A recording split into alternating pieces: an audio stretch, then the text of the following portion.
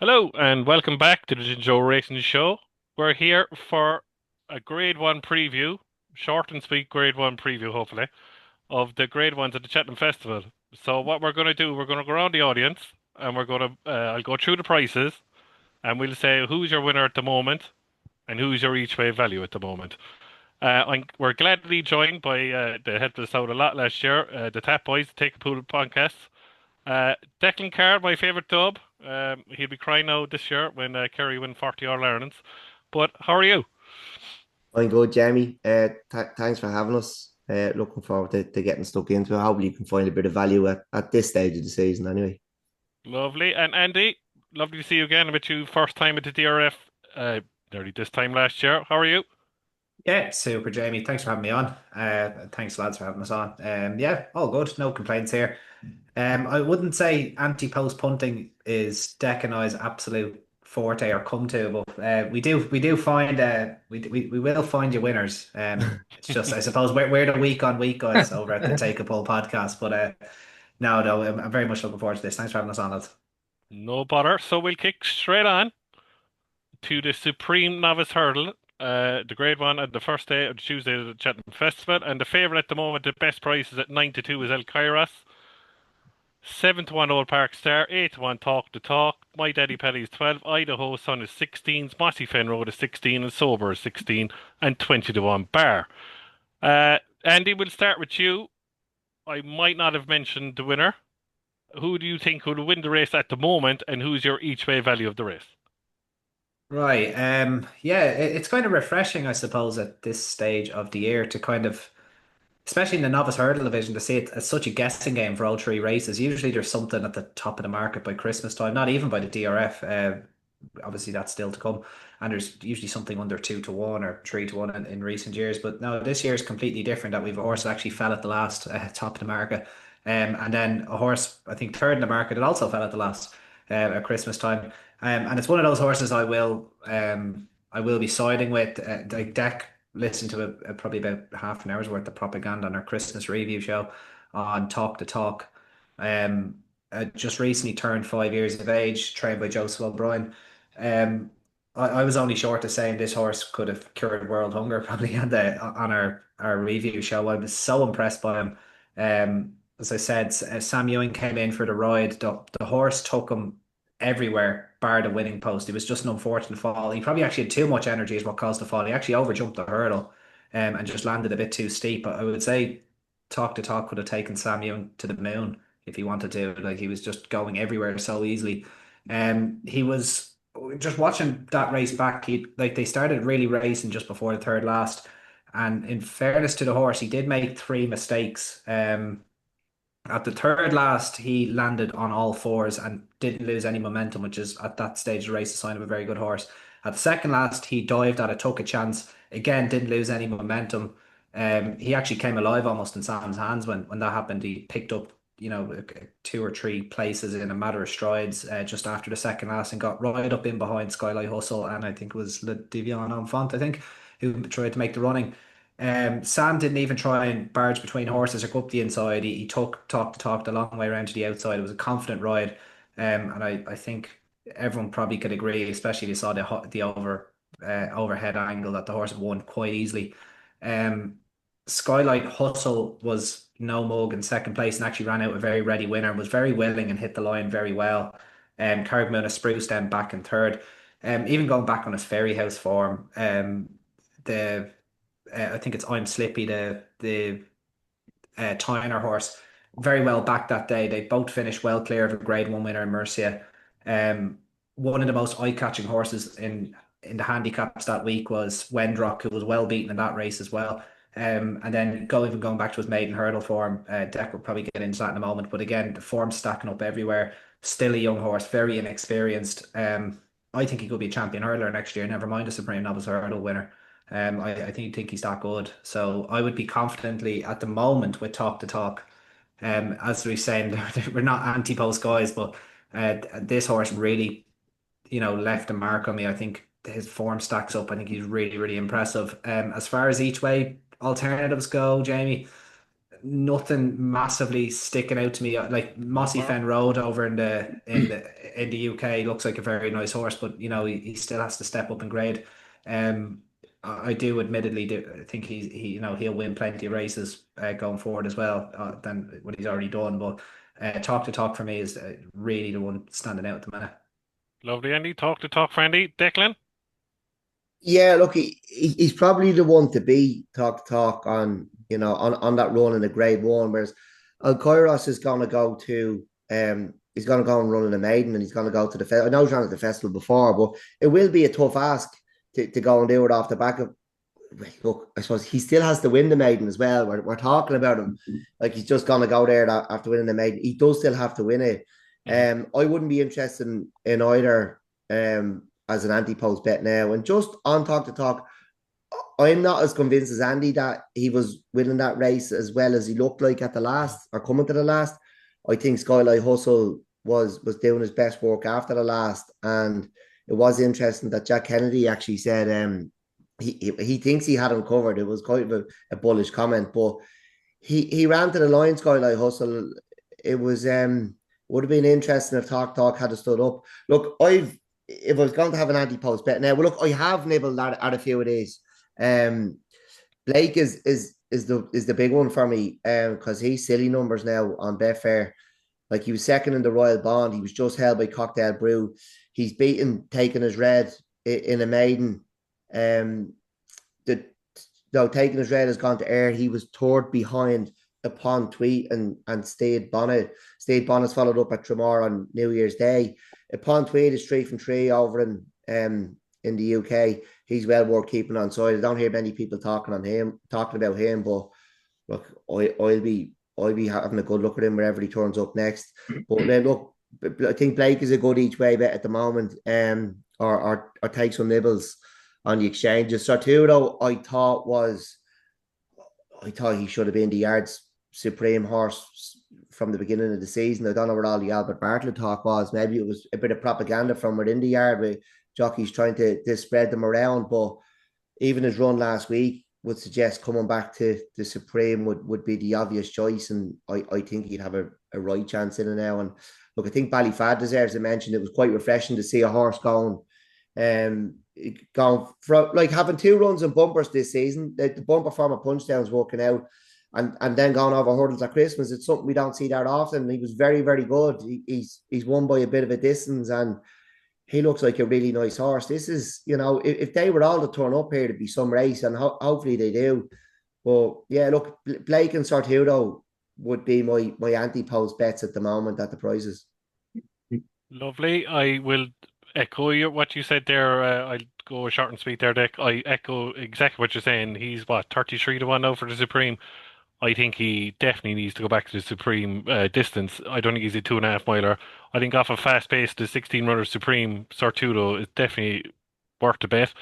And the one I really like win purposes, look, I love El Cairo. I think he's a very good horse, but I suppose the inexperience is a problem. But I think Old Park Star will take a hell of a beating, to be honest. And he's been around the new track. I know he's been around the new track, but look, he's experienced. He's ran 3 bumpers. He's ran in 2 hurdles, and he's been around Cheltenham. So, Old Park Star for me at the moment. Liam, win or each way purposes at the moment in the Supreme, in your humble opinion? Yeah, I think Al Kairos at the top of the market is probably a little bit too short given what he's achieved. I appreciate he looked like a little bit of a monster, but I think that the progression they thought would come just for the fact of the jockey change is probably been a little bit misinterpreted. The fact that he's 4 to 1 in most places is just far too short. I'm on Old Park Star. I'm talking a little bit from my own pocket. However, the race that he won at Cheltenham, that was the quickest time in the last decade that race has been won in, and that was really impressive. I know in terms of speed figures and things like that, they won't be for everybody, but that was seriously impressive. I think wherever he goes, he'll definitely have a chance of winning. Would we be backing him now currently 7 to 1 top price? I don't think so, but he is my idea of the winner. I think Sober is far too short the way he jumped the last day. He may come forward for that. I suppose what's interesting is the whole Willie Mullins development. Obviously, he's had so many issues this season already. regards to his gallops, with regards to the fitness of his horses, rumours going around with regards to viruses in the camp and things like that. Fou de Trois could be anything. Not sure if he's going to get out. Will he have enough experience where he lines up? He is Not. going to. He's going to run in a maiden hurdle in a couple of weeks, but not at the DRF. I was just about to say one that was put on very early, put on people's radars very early doors by Joe. So that's interesting. Then again, LeBates won this and he refused to race the 4 times before he lined up pretty much. So I won't put it past Fou de Trois and Willie Mullins. Another one, King Rasco Gray, I think it's probably going a little bit under the radar. Whether he goes 2 miles or not, I'm not too sure. There are a couple at massive prices, one of which is Sober Glory. He blew out the last day, and I appreciate that that would probably leave a sour taste in some people's mouths at Sandown. However, prior to that, he'd beaten Cadastral by 12 lengths. That horse beat Talk by 4.5 lengths in £100,000 Goff's bumper. So look, you can't really exactly translate bumper form into hurdles form, but for me currently, I do really like Old Park Star. I think irrespective of where they go with him, I think he's a massive danger in here.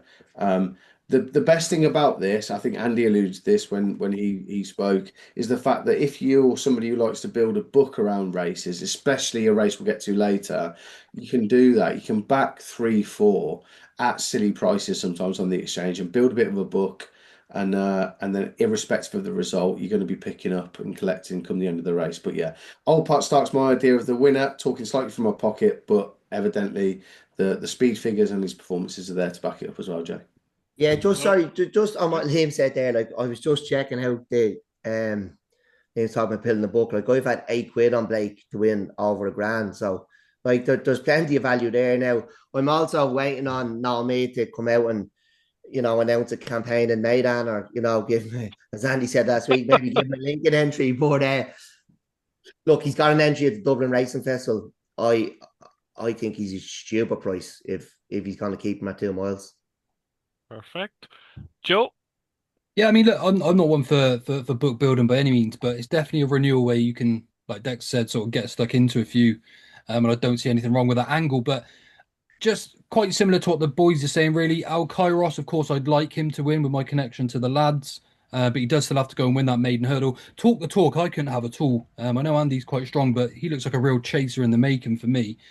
I'm starting to think the same way as Liam. I think perhaps the winner's staring at us in the face of Old Park Star. Of course, he's been round Cheltenham. What I like about him as well is that even at the last, he absolutely winged it. And he was quick away. He kept pulling clear. He was never doing anything better than what he was at the end of his race. There's obviously a slight question mark. So we're going to see fire warning out tomorrow for Nicky Henderson and Rich Ritchie. I suppose a few things could depend on how well he gets on. It's only 4 to 6 to get the job done tomorrow, but he is out of a High Chaparral dam, who is the sire of Altior, so they've got some sort of line into this sort of races. They know the sort of horse that's required to win the race. So even though I want Al Kairos to win, I'm starting to get the vibes that Old Park Star could be the one, with a slight eye on fire warning tomorrow. But Old Park Star for me now, and you can probably back him each way at 7-1 if you're happy to do that as well. Sorry to interrupt you before you carry on, Jay. Also, people are suggesting, well, Nicky Henderson, he'll split them up. He's commonly not done that. He's so reluctant to send horses up in trip. He had John versus Constitution Hill in the Supreme, and he had Altior versus Bouvardere, both in the Supreme. He's very reluctant to send them up in trip. I think they're both potentially, if fire warning is as good as the vibes, I think they'll end up in the Supreme. And that's the That thing. was out of fear with Shishkin. He was terrified of MVLN. And as it turns out, maybe he shouldn't have been. But if MVLN didn't exist, Shishkin probably would have won a Gold Cup. Yeah, they basically kept the reincarnation of Kicking King to 2 miles for his whole career. Oh, God, what a horse. What a horse he was. It's all right, Andy. The second coming is here this season. Hopefully, exactly. He is. Yeah, they're actually, they went up and we get to him by, absolutely. Right, we'll move on to the Arkle. Same day, Tuesday, the grade 1 over 2 miles, novice chase. Oh, sorry, -7.5. Why am I saying 2 miles?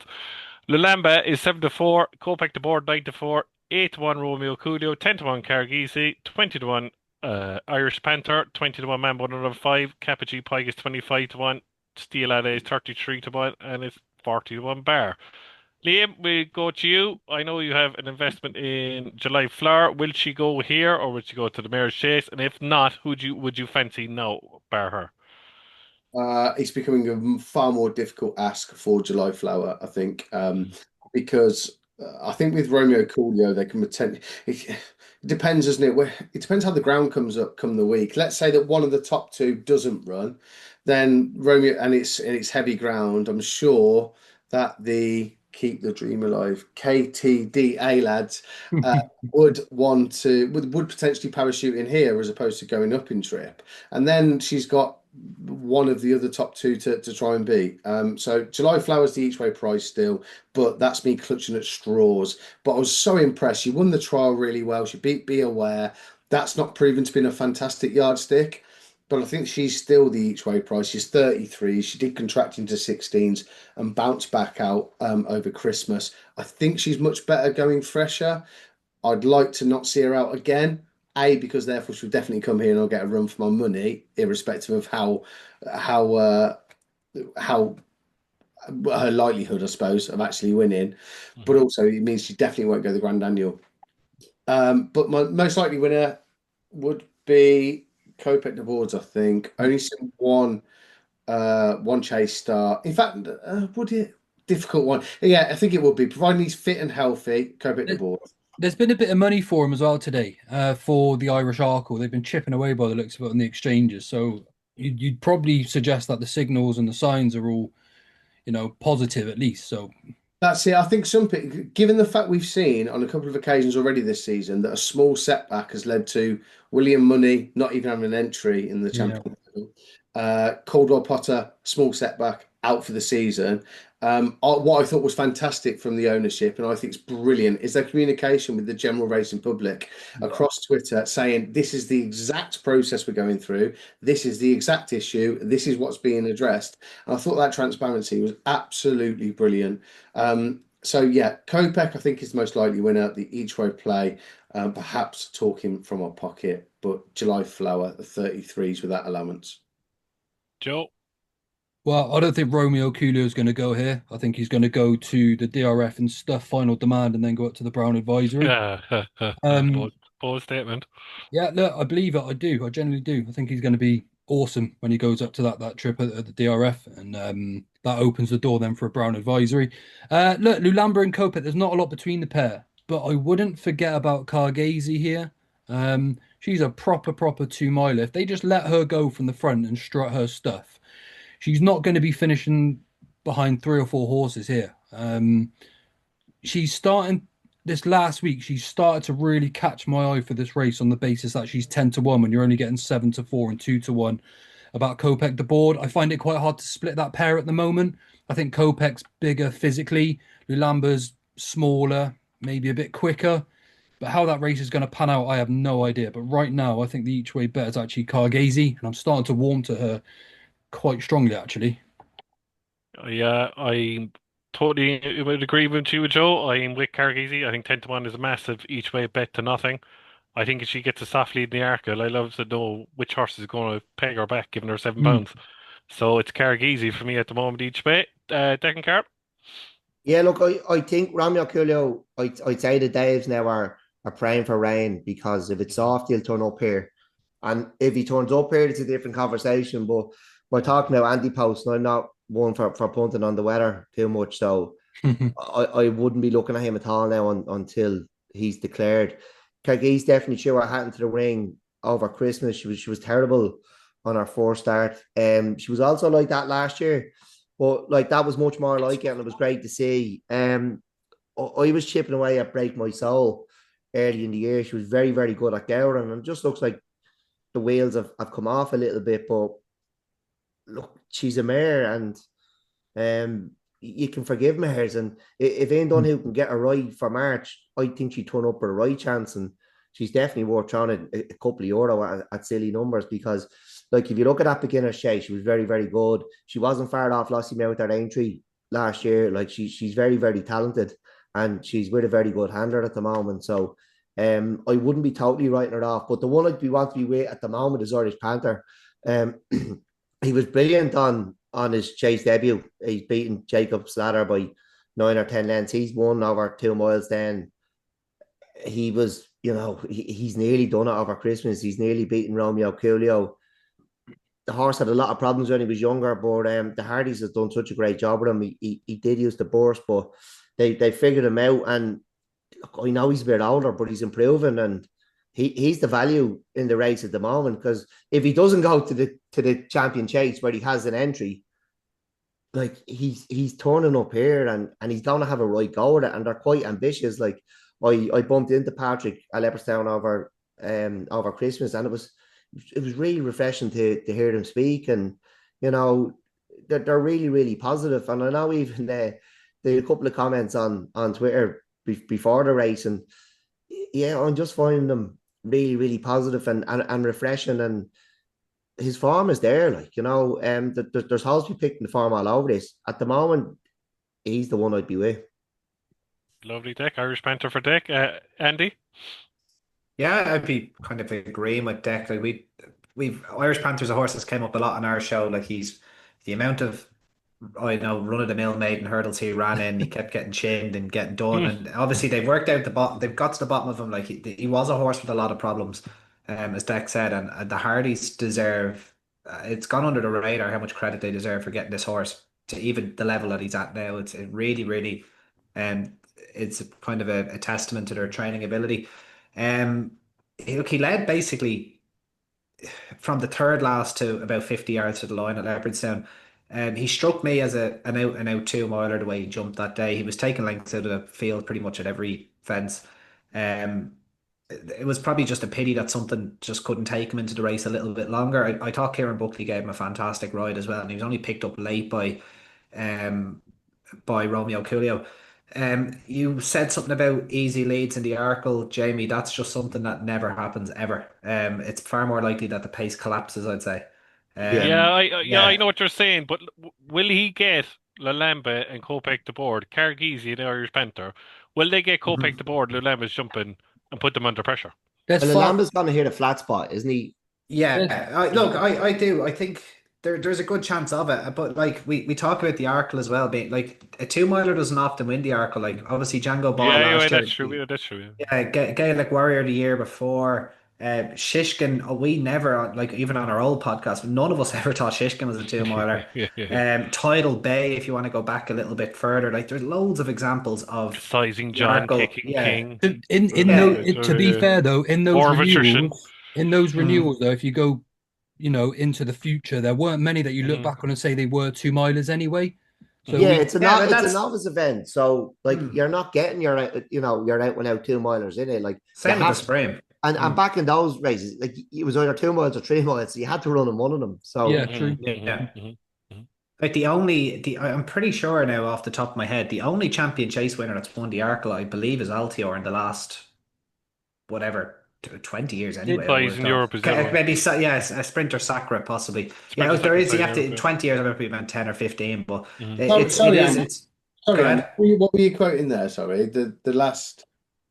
The last 10, 15 years, the Arkle, like it doesn't throw up that many champion chase winners. the Is what I'm exact saying. Oh, yeah, I Hmm. just wasn't paying attention. That was all. It was No, interesting. that's okay. Yeah, look, I think, like, for example, if you have the likes of Romeo Coolio, I wouldn't be put off by the fact that he stays at 2 miles. I've always, again, been an advocate of, keep your horse at the shortest trip possible until they have to go up and trip because it stands them in the future. And you do see that time and time again. If I was like lucky enough to be in a position to own a horse like Romeo Coolio, I wouldn't care if he's getting beaten at 2 miles this year. Like he's an exciting horse going forward at intermediate and staying trips next year. So I would run the likes of Romeo Coolio. Even last weekend, Captainship Pike, I'd send him straight to the Arkle and get his jumping right for next year. There's loads of examples. And Lulamba, another perfect example. That's why probably getting rid of this intermediate race, making it a handicap again. It's going to benefit a lot of these horses in the future. Sure, it benefited Django Boy last year. So yeah, I think that Irish Panther, he's probably the one. that I think could be really suited to the old course. And I wouldn't be surprised because he's 9, they might try him in the champion chase, but he's the one I like here. And I'll give a shout out as well to Steel Ally, another one who would be possibly coming back in trip. I thought he was extremely impressive in the Noel Novices Chase at Ascot just before Christmas. He's gone completely under the radar. Won that with a penalty as well. I love horses that can win graded races over hurdles or fences carrying a penalty. It's always a sign that you have a very, very good horse. My only knock on him is his form tends to blow up into smithereens when he goes by Christmas time.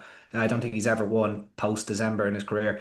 But he is one that you should keep on side if he goes here because he's overpriced in the market at the moment. So there's a 20 to 1 shot, 33 to 1 shot that I think you should definitely keep an eye on. Steel Ally and Irish Panther. Lovely, Andy. We'll move on to the champion hurdle. The grade one still on Tuesday. Sergino is the favourite 11 to 8. The new line is 4 to 1. Lassie Moat is now out to 6 to 1. Constitution it is 12s, Brighter Days Ahead 14s, Golden Age 16s, Amsterdam 20s, El Fabio 25s, Ballyburn 25s, and 50 to 1 bar.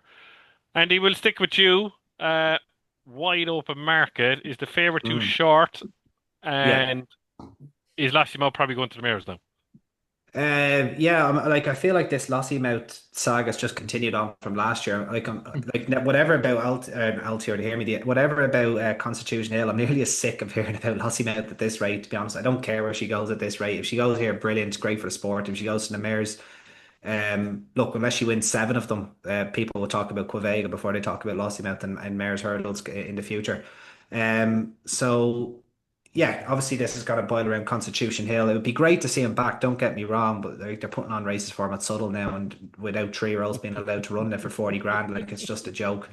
Um, the one I like at the moment would probably be Anzadam, who I think a lot of people have kind of latched onto this, that the horse basically just ran off of Patrick in that race in December.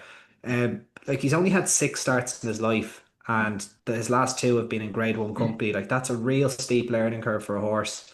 And the thing about Willie Mullins is he'll run his horses, and he doesn't often bubble wrap horses. Like with the exception of maybe Albion Photo and Quavega, like you don't see horses, having these really reserved campaigns. Like he'll go out and, they'll get beat on the track, but they will peak when he wants them to peak. And Anzadam is a horse that I think is going to benefit greatly from his run at Newcastle and what happened to him at Leopardstown. I don't know if they maybe stick a hood on him, gun him from the front, because he jumped beautifully in fairness to him at Leopardstown, and still only a 6-year-old. You might see Danny Mullins on him, someone like that maybe. Like I wouldn't put you off him in the slightest. I'd say there's a stone improvement from what we've seen minimum. From Leopardstown to potentially Cheltenham. I think you're going to see a better run at Leopardstown, but I think you're going to see, the I wouldn't even say the finished article. Probably next year you see the finished article, but I think you're going to see a much, much different horse and possibly an interesting gamble on the day on this horse if he gets there in one piece. Lovely. Amsterdam for Andy. Joe? Yeah, a bit of an interesting one, I suppose, at the moment, James. Nice to hear Andy's positive about Amsterdam because he was my sort of early season pick for the race. I have actually put him up, but I'm a little bit concerned by him now myself. For one, I think he's going to need really soft ground. A little bit concerned about his breeding as well by authorized. They've sort of had Tiger Roll, Iron Maximus, Nichols Canyon. They all turn out to be stayers. Now, of course, it is still early in his career. We haven't necessarily seen the best of him yet. I do agree with that. I've just got a niggling doubt that he might just be a little bit shy of class. As it stands, quite boring. I am looking at Sergino. I want him to win. I want him to be a star, but I also don't want to go backing him at 11 to 8. So from a betting perspective, it's a tough one for me to get involved in, but I'll stick with my bet on Amsterdam for the time being and hope that does come good. Yeah, I agree. I think Sergino should win this show. I think he's the best horse in the race by a mile. But look, he has to back it up from Kempton, obviously. The only anti-post bet I backed after Cheltenham in March was the new line. I haven't given up on him. I backed him at 10 to 1 when he won at won the Turners. So look, 10 to 1 each way. But I'll have to mention one horse. I might get a bit of stick for this, but of course, go on. Give me Pelters. Ballyburn at 25 to 1. Oh, come on. It's Come on, hugely Joe. overpriced. He's going to be off his feet halfway round. No, he'll just go out in front and catch me if you can. I'll leave it at that. Liam. I suppose he did win the Ballymore, didn't he? And that's all about speed, isn't it? So yeah, Speed. definitely. Speed horses win the I Ballymore. Sir Sergino definitely has a chance in here. Obviously, the market will tell you that. I think he's mustard. It's so good the fact that he's come back. One thing that I find strange is how has one brilliant trainer had so many brilliant horses who have nearly died and then Yeah. come from the dead. Binocular, Sprinter Sacra, Sergino, Constitution Hill. Binocular was dead the week before he won it. Wow, so resurrected then. Sorry, then. Resurrected, yeah. Resurrected. Yeah. Second coming. But no, brilliant seeing back. I thought he's mustered over Christmas. There are a couple in here though. Who's interested in listening about Sergino?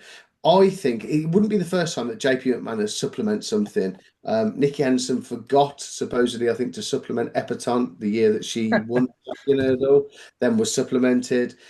In the Pocket was out for the season, then was supplemented back in late in the season for the Arkle.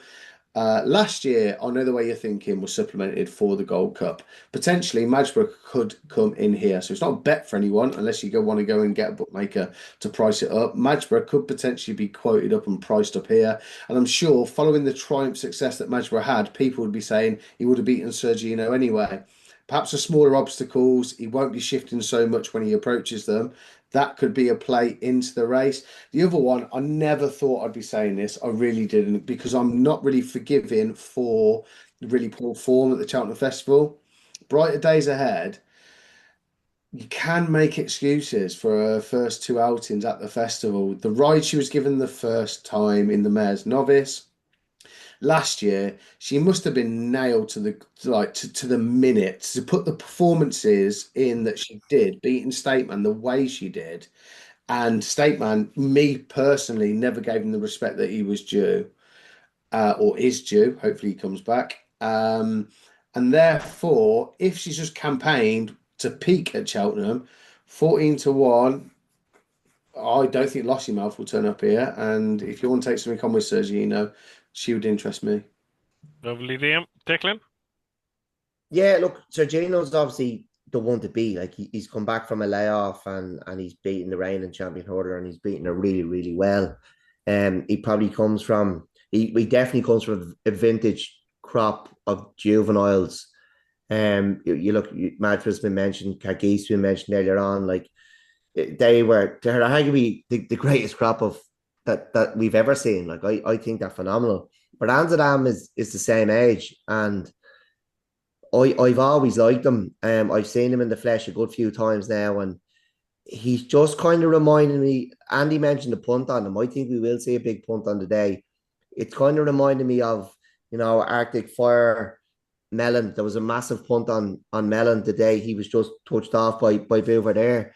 Um, you know, he he made his debut at Ferryhouse in Ireland, and then he went and won the Limestone Lad, and then he had an injury, and he was off until he ran in the fighting fifth. So what's that? His third start with Willie Mullins, he is running in the fighting fifth.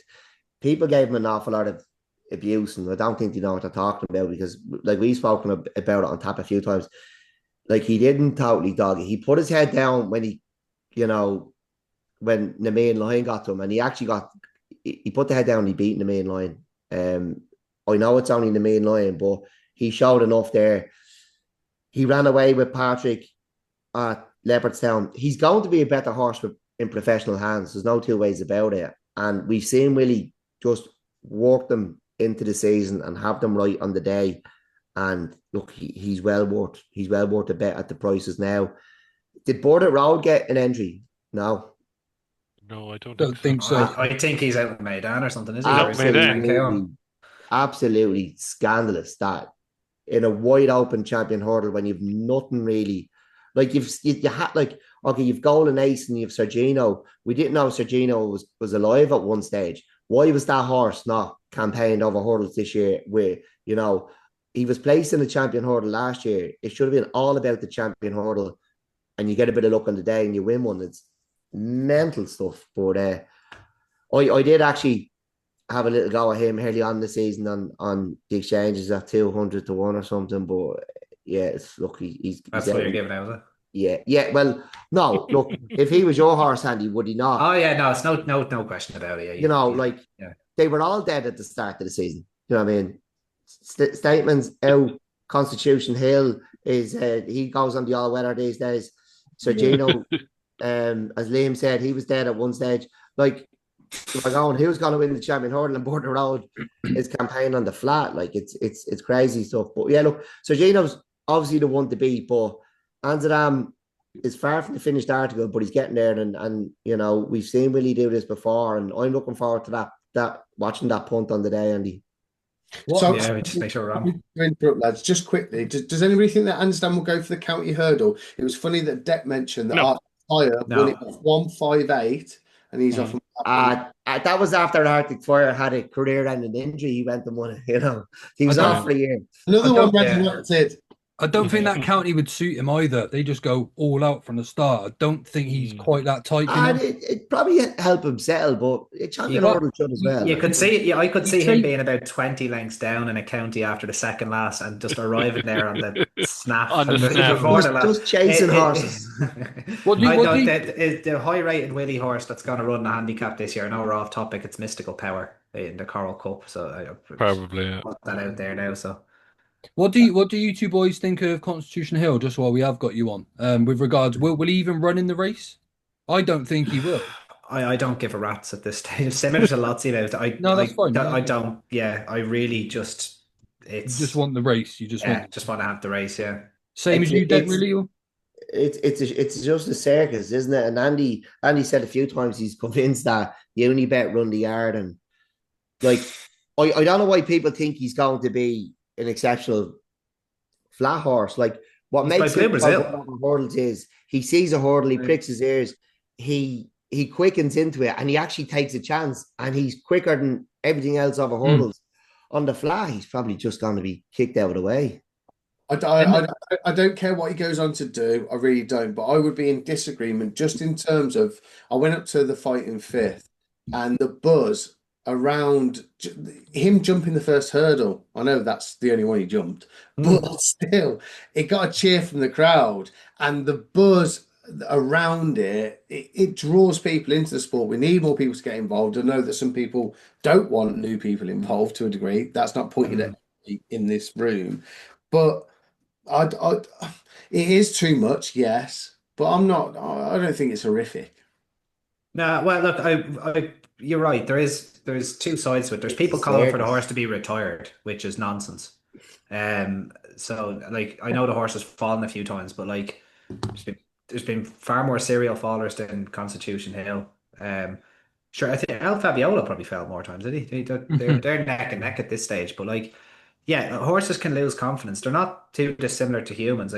Confidence is a huge thing with horses. And you know, maybe the flat will, you know, it might help the horse. And I hope it does. Like it would add to the race. Oh, like at the end of the day, like I like the championship races. I'd happily sit there and not have a bet and just want to see a good horse race. No problem. And Constitution Hill and Lassie now to add to that, but it's what Deck said. It's a circus now, and it just it frustrates you.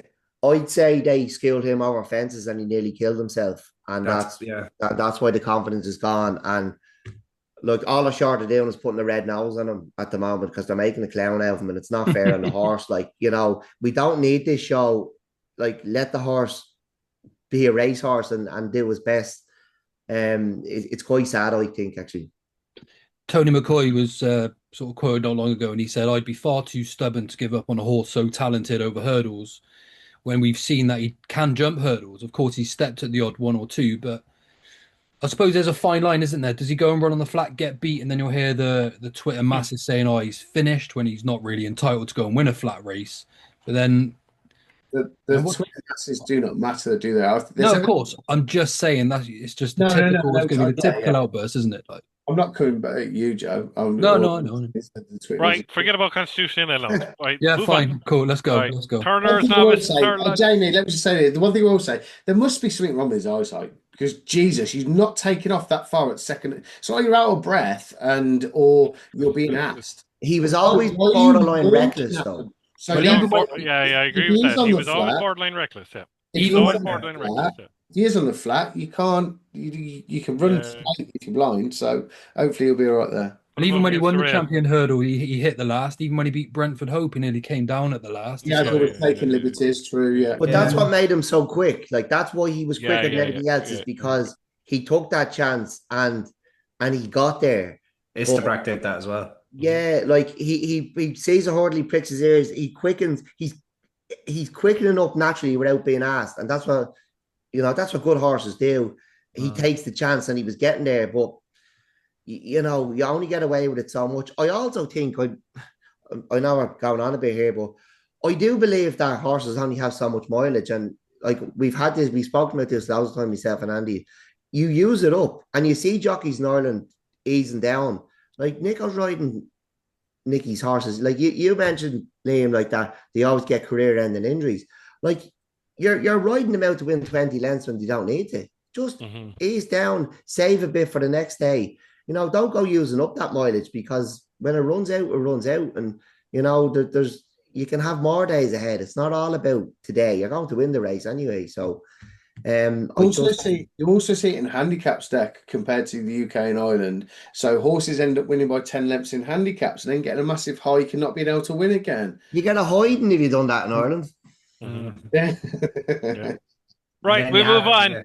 Don't mind the Irish handicapper now, Dick. But we all know he gets £15 for winning 10 lengths, where the British handicapper gets £2. But anyway, the Third Novice Hurl on the Wednesday is the 2.5 mile Grade 1, registered as the Bearing Bingham. If I hear that anymore, I good think old I'm gonna Bearing Bingham. vomit.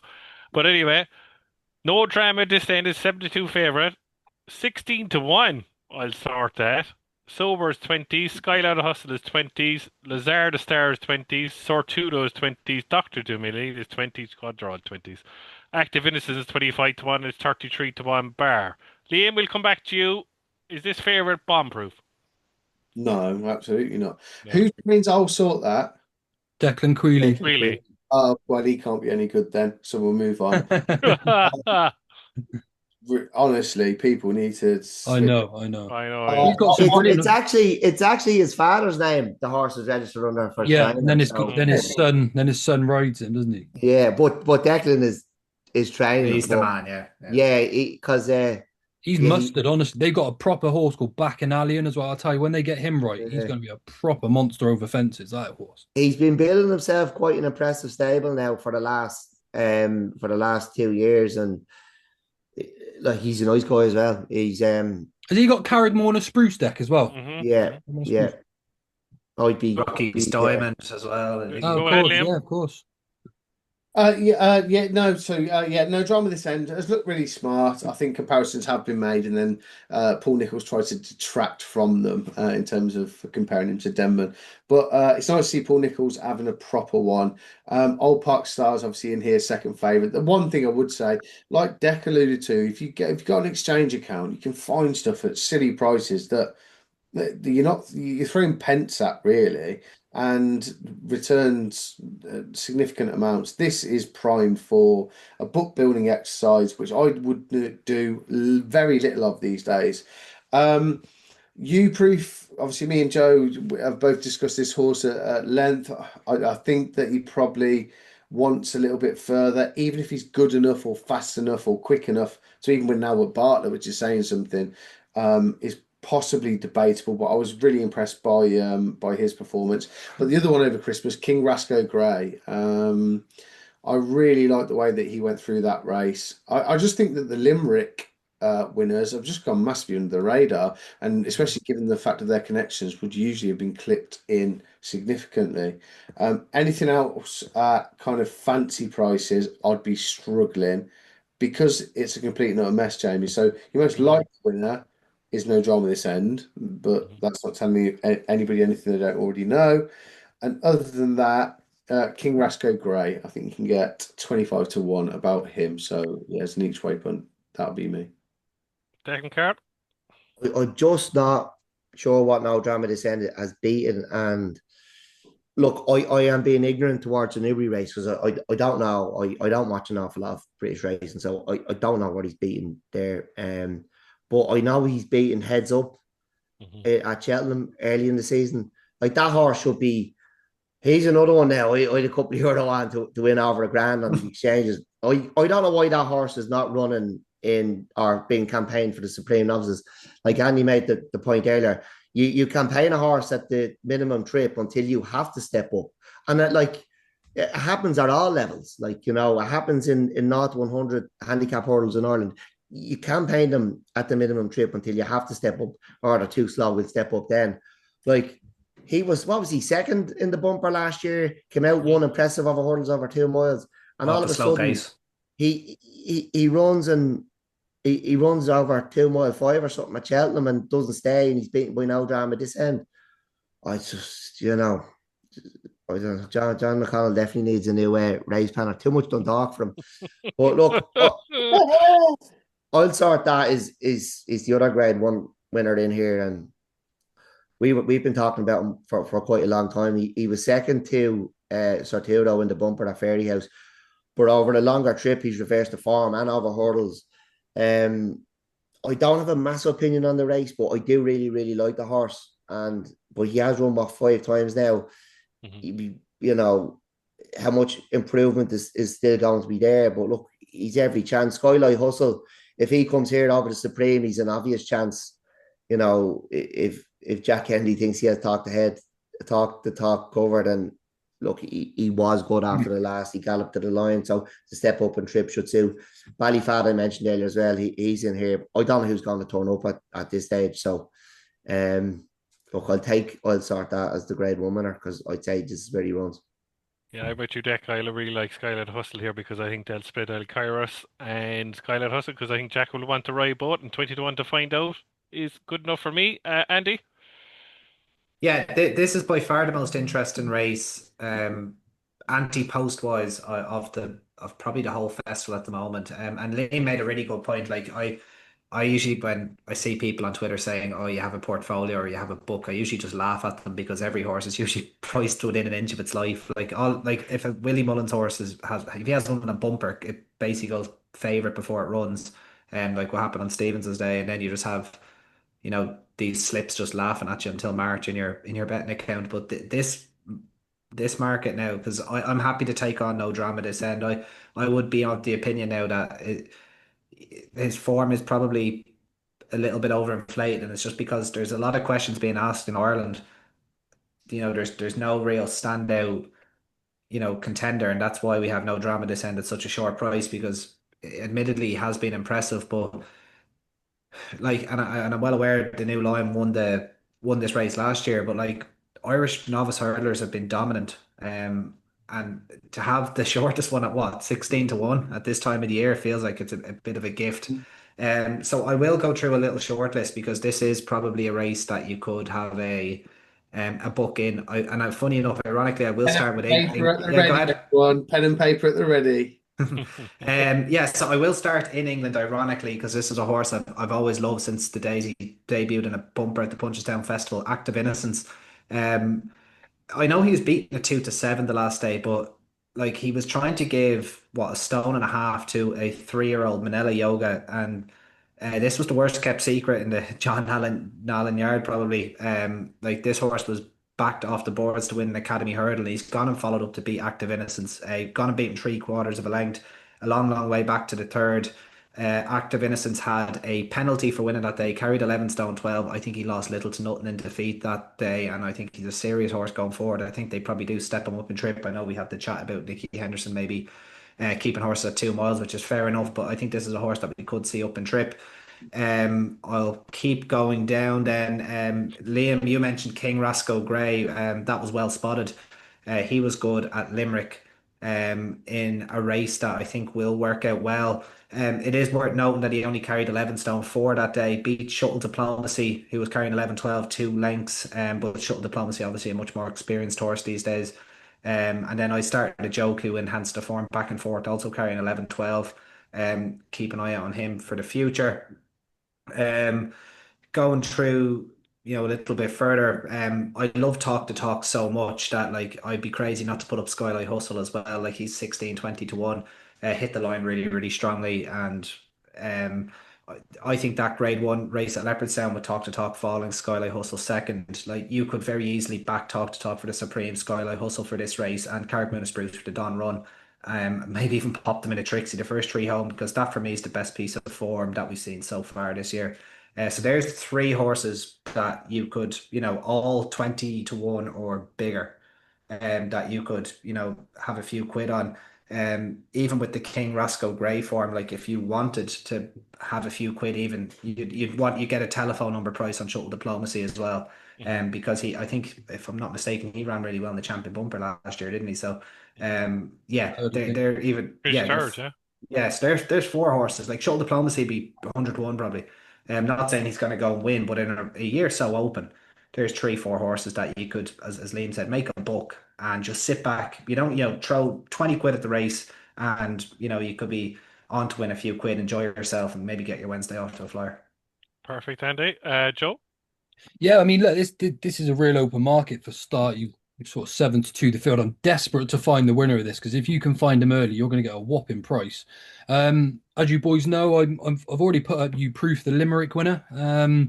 I'm really surprised this horse hasn't come for more support since. I've backed him quite heavily, to be fair, at a big price. He's now been priced up since, and he's still the same price.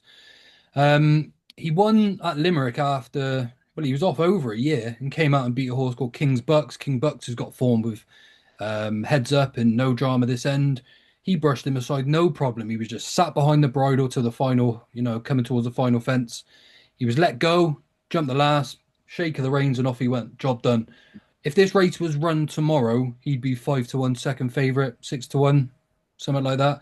I can't believe he's still 33 to 1. I'm a big, big fan of this horse. He's got a bit of speed. He's bred really nicely as well. So you proof is without a shadow of a doubt my number one here at the moment. I'm quite strong on him too. I would give a slight mention to a horse called Love Me Tender, a little bit further down at 50 to 1. He definitely hasn't shown us the job lot yet, but his jumping's been really poor. If he can get his act together in that department, I think he's going to have an outstanding chance here. He actually was at one point odds on to win the Royal Bond before he didn't run. There's a nice form line there if you were expecting him to win the race. So, look, I think No Drama 10's getting a bit of stick here. But as well, at 7 to 2, he wouldn't be my cup of tea. But I'm all over you proof here quite strongly. And I'd give an each way squeak there to Love Me Tender, who we haven't seen the engine come off at all yet. Somebody, I do know somebody who bumped into Willie and asked him for the tip, and he gave him Love Me Tender for Cheltenham. For the Turners? Ah, this is back in October or something. I don't know. He gave Davy Crockett and Love Me Tender. He just, So the thing is, like, he travels really well, but he just doesn't jump so far. yeah, He needs better ground. That's the issue. Well, probably they should put a race on for him at Suddle or something. Yeah, that's it. But he's quick, like he's a Dr. Dino and all. He's Very nice. good, very good. Right, we move on, lads. Broad Advisory, the 3 mile novice chase on the Wednesday, the Grade 1, and the massive favourite here is Fight to 4 and Final Demand. Romeo Coolio is 7 to 1. The Big Westerner is 10 to 1. Kitts Puhel is 10 to 1. Very impressive winner, Dakota there. Cocktail Divan is 16s. Joe's Grand National Horse, 20 to 1. Wendigo. Question 4 is 20 to 1. Jimmy the Size, no, 25 to 1 is 33 to 1. Bar. One so, Joe. Tell me, Yeah, Big Westerner. You have a love affair with about 10 of these horses. Yeah, I was going to say I could go on forever here. I absolutely love the Big Westerner. She's by far my favourite mare in training. She's going to come here as well. There's no way you'll see her line up in a mare's chase, I don't think. Cocktail Divan, real good piece of value. I mentioned last time out, I watched sort of the Savills in the beginner's chase side by side. The Savills, they ran 3.5 furlongs further, but the final lap, Cocktail Divan side by side was streets ahead of them. I couldn't believe it when I watched it. So he'd have to come into the equation with regards to price. But Romeo Coolio wins the Brown Advisory. Absolutely. Big fan of this horse. He's not a 2-miler. Again, I know I'm good friends with the guys. This isn't like an inside scoop or anything like that. He's going to take on Final Demand and then the decision will be made. But he's not an Arkle horse. For me, this is a Brown Advisory horse. It will travel all over Final Demand. And if you look at the way that Final Demand ran round Cheltenham last time out, the Yellow Clay and the New Lion put him to bed in a matter of strides. Now, a lot of people are saying it was ran for speed. I think that's absolute nonsense myself. It wasn't run for speed at all. But because the speed horse won the race, people are assuming that's the case. I'd have a major concern about Final Demand at Cheltenham because he's just a pure galloper. He's got one speed and that's that. Wasn't really impressive in the last day. Not that you'd want him really to do too much more, but for me, that Romeo Coolio is a stronger traveller and he's got a bit of a pace too. So yeah, I am all over Romeo Coolio. He's one of my best bets for the festival at this point in the Brown Advisory. And I know a lot of people are sort of 50-50 on his whereabouts, where he will end up, but I'll put my neck on the line and say that he runs here, absolutely. Yeah, I'm with you as well, Joe. I'm with Romeo Cooley if he turns up here. I think 7 to 1 is still massive, and I wouldn't give up on Jimmy Desai at I 25 to 1 I because I better think I better mention Wendigo, obviously, just yeah, as a part, and he's do going yeah, to come here. We're probably going to be out of our depth, but hopefully it leads to bigger things. We've ran in the Quarto Star. Kempton's not his tracks. We won't go for a King George next year. So a lot of things have been tidied up. We're going to go for the Browns, and maybe he'll turn into a Grand National horse with a bit of luck too. lovely. Declan, I didn't read last year's tournament quite the same way as Joe. I thought the new line outstayed the yellow clay and Final Demand. And the form that the new lion and the yellow clay have let the form down. Final Demand is the only one who has boosted the form, but I'm not in love with him. He beat Wingman by a similar distance to what Predator's Goal beat him. And look, just put a line through Predator's Goal run at Punchdown the weekend. I was there. I thought he looked like a horse who'd come on for the run. And I thought he ran like a horse who'd come on for the run. And it was quite strange. But a lot of Willies are running like that at the moment. Like, you can't really work them out. Like, you think they're going to come on for the run, and then they run like they're needed that run. So, I look, if he can turn them around by March, Predator's Gold has a really, really good chance because he was so impressive now in his beginner's chase. Kitzbühel's probably been the most impressive horse we've seen. That was a joy to watch around Kempton, and Kempton does allow that. When you're a ball jumper and you're going from fence to fence and you can travel like that, it's great to watch. But like the form of his beginners, it's more that I'm impressed with than even the grade one he's won at Kempton. Like Kate He's come out and won. Was Cocktail Brute in that? There's a couple of them that have come out and won. Cocktail Uh, Divan was in that. Cocktail Divan, yeah, Oh, not who did I say? Yeah, Cocktail Cocktail Van. Brew. No, Yeah. Cocktail Divan was in the Oscars Brothers race, and Kitzbühel was in Yeah. the race with Kay Doughty. Yeah, yeah. Yeah, well, look, Oscar's brothers, the other one I have wrote down here. If he was mine now, you'd be going Irish National Mm-hmm. or the Broadway. I'd be very, very tempted to go for the Irish National with a quality novice like that, Mm-hmm. especially with the prize money. And it's like being Irish, it's our race, like, you know. So, you know, do you remember many Broadway winners if they don't go on and win a Gold Cup or something like that? Like Alberta's run won a Broadway and two Ryanairs, and nobody can remember who he is, but that's more about the Ryanair, I suppose. Look, Kitzbühel's been the most impressive. I wouldn't be putting anyone off Predator's Goal yet. You know, he's probably drifted since the weekend, so it's well worth, you know, having a nibble there. And yeah, look, if I just don't know about Oscar's brother, I'm not sure he'll run. What do you think? Does that what's anyone else think about where Oh, he's I going think to go? Oscar's Brothers being bought by JP to win the Irish National. Yeah. Irish Yeah. National. Yeah, I Well, would. yeah. It'd be of serious interest here, but it's probably Irish National. Yeah, well, look, I'm not going to advise anyone to have a bet on a horse going for another race. Then, look, Kitzbühel and Predators Goal will be. Oh, just Jimmy Desai's been mentioned. You just put a line through that as well. It's Yeah. like they that did was, come out and say he scoped badly. To be fair, after as well, yeah. it was a Oh, feels like a Jesus, that genuine was excuse, like. awful. He never went the yard, never jumped. So, Mhm. you know, All anyone needs to do is get drunk with Declan on the Tuesday, beat him at about 2:30 in a bar in Cheltenham, and he'll let you know whether Jimmy's. he made the week very, very pleasant last year. Yeah, Mhm. absolutely. Right, Arkle, Liam. you'll be at the Arkle bar, won't you, Deck? That's your standpoint usually, I'll isn't it? be arriving at the Arkle Bar each morning around 11 for the 5 points until. If Declan, anyone, don't you're hanging on the door saying you're not opening. if anyone wants a signed picture, I get in there, lads. Tuesday morning, I get in there early. How yous, lads? All the barmen, how you getting on? There you are, bud.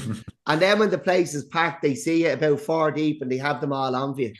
You're They the know only you for the person who week. they let shut the bin as well to use as a table. Yeah, we closed the bin over him. All the pints are Close the stacked baby and on the get our table. in the corner. It's funny.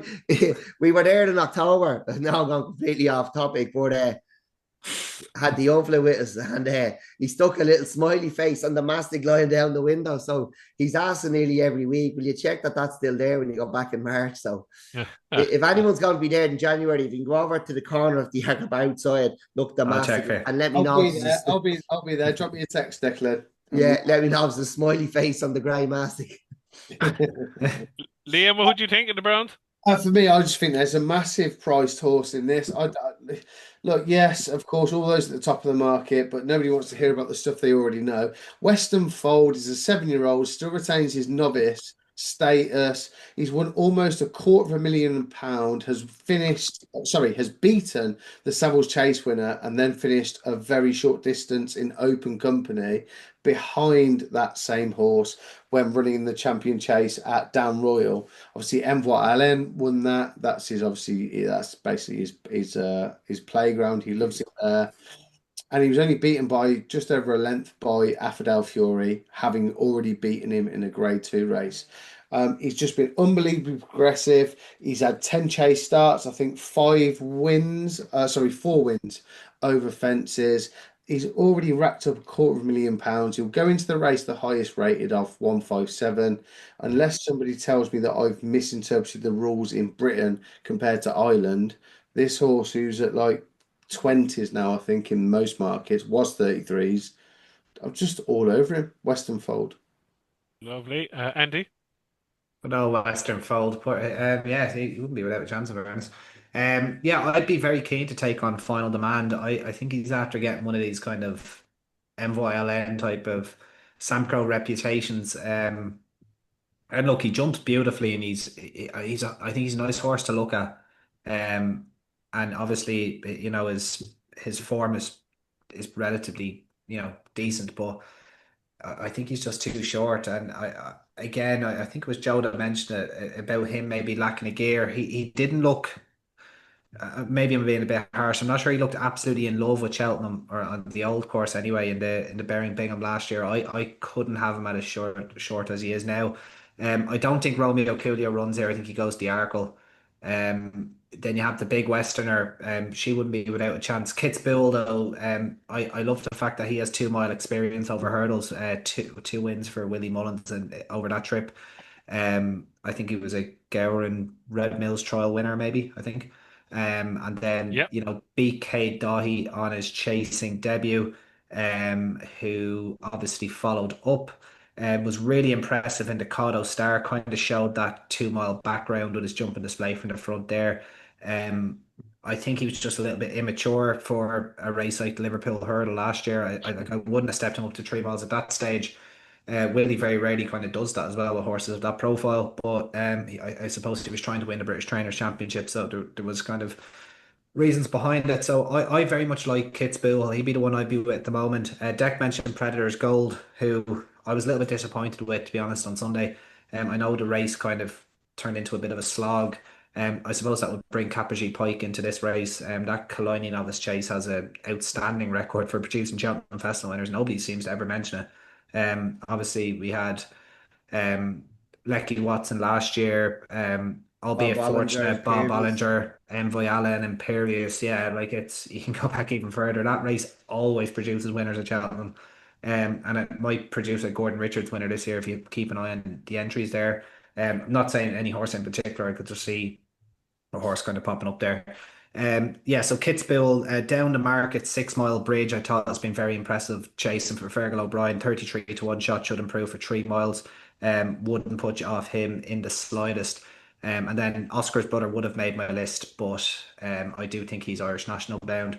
Cocktail Divan, very impressive at Leopardstown, obviously, on his latest start. I'd be a little bit skeptical of him fully seeing out 3 miles though. So yeah, it's Kitzbühel and then an each way nod to 6 mile bridge. Can't remember who it Perfect. was, but someone said to me the same, Andy, to be fair, because I like Cocktail Divan, but someone else, can't think of who it was, someone respectable, I suppose, said the same. They don't know if it'll actually quite see out the 3 miles at Cheltenham. I just hope that he gets into a good enough rhythm early enough. and then it shouldn't be an issue. But Yeah, well, coming from otherwise, Henry's, yeah, like he won't put a foot wrong over his yeah, fences. So yeah, it's fair enough. Lovely stuff. We'll move on to the main race of the Wednesday, the Queen Mother Champion Chase. The favourite is Marie Nationale at 5 to 2, 11 to 4, Elete Tom, 7 to 1, Majbra, Lotus Sud 14, Sergino won't run here, Glass 22 to 1, 25 to 1, John Bond, 25 Corixios, 25 Solness, and 33 to 1 Bear. Joe, I'm going to leave you suffer to the last in this, so I will start with Liam. Um, Real tricky, I think, in terms of this market. In terms of who do I think is the most likely winner, it's definitely Marine Nationale, but again, it comes down to ground. If it's heavy, if it's testing, then it's obviously going to be a far more difficult ask for him. But Marine Nationale is definitely my idea of the winner. I couldn't have Ilite Tomps. Somebody did actually message me the other day saying, who would you rather out of Ilite Tomps or Marine Nationale? I said, well, Cheltenham Festival form or Cheltenham form especially comes to the fore time after time. And given one is 0 from 3 and the other is 2 from 2. There's no comparison. Perhaps the 5 to 2, come the day, if he bulked up again, it might look ridiculous price. It did like, but again, it might be another one of these scenarios where because he's not trained by Henry or Gordon or all the usual suspects, Willie, of course, and so on, that therefore that's the price that he is. But obviously, he is the price that he is because he's not trained by them at the same time. Marine Nationale wins it for me, providing he gets good ground. If it's deep, I'm struggling. Most of these, it could be anything. Irish Panther is even priced up in this market. Yeah, he's 40 to 1. Yeah. I don't really know what's going on with Energumene these days. Obviously, he must be what, a 12-year-old now. Um, it'd be absolutely phenomenal if Sergino parachutes in here, lines up, and the 18 to 1 could be value, but you're taking a massive chance. And the first rule of anti-post punting, make sure you're getting a run for your money at least, because there's probably a winner at 2 to 1 tomorrow. Marine Nationale, and other than that, I don't really have an opinion. I don't think I'll have a bet in this race, Jamie. Anti-post between now and March, or even on the day. Yeah, I'd throw in my 10 pence. To be honest with you, at this present moment of time, Liam, I think it's between the two of them, Marie National and Tom's. I've backed Quick at 40 to 1 each way in this, and because I think he's going to cut up that badly, I would not give up on him. Andy? Yeah, I pretty much agree with a lot of what Liam said. Like you could like 5 to 2 Marine National based on what he's his comeback run this year was very good. Stamped himself as the top 2 mile chaser last year. There was no doubts about that. Um, yeah, I think he's an outstanding chance. I couldn't have a Lette Tomp. Like it was actually a remarkable effort when he was what third or fourth in the Arco. Like I've never seen a horse jump so badly and hit the line so strong in my life. Majbra is probably he's going to become a time form darling. He's going to rock up in some random grade one that no one really, I wouldn't say no one cares. That's probably not fair, but I could see him rocking up in I don't know. I'm just trying to think of a grade one that could be winnable. An Ascot Chase, let's say, just pull it out. Win that in the style of something like Suriname and get a rating of 180, and then just never run within a stone and a half of it ever again. But I don't think he's going to be winning the champion chase. Lou Sud could be interesting if coming here fresh. He's like a real natural 2 miler in my opinion. Just might be a little vulnerable for win purposes. And then a horse who I've thoroughly enjoyed watching this year, coming through the ranks. As much as I'm not a massive fan of the Hard, but Thistle Ask has been an exemplary training performance by Dan Skelton. And look, I know he's an old enough horse now, but we still don't know where his ceiling lies, and he could very easily run into a place here. Um, and what's then scouting ever done to you, Andy? I don't know. When you just like, I don't know, just take a dislike to some, don't know. Nothing, Yeah, to be honest with you. Probably the way they dealt with Chamblou. A masterclass in messing up a horse. But anyway, I really like that horse. Look, Irish Panther again. We mentioned him earlier. I'd love to see him run here. I think he wouldn't be disgracing himself. Found a 50, vomits at the thought of a grade one for some reason. And then, yeah, you can't really give a chance to anything else. So yeah, I would take a chance on Thistle Ask each way. But like, if you wanted to back Marine National at 5-2 at the moment, I say wait, like he has Solness to beat at the Dublin Racing Festival, I suppose. Who like they might need to build a statue beside Hurricane Fly for him at this rate up there. Like he loves that place, and that's actually looking like him Solness and Elite Tomp at the Dublin Racing Festival and that Dublin Chase. Like whatever about Cheltenham, that could be the race of the season because all horses would be expected to run to their tip top there. Whereas you could, Solness hates the Bow and Elite Tomp hates the Cotswolds. So.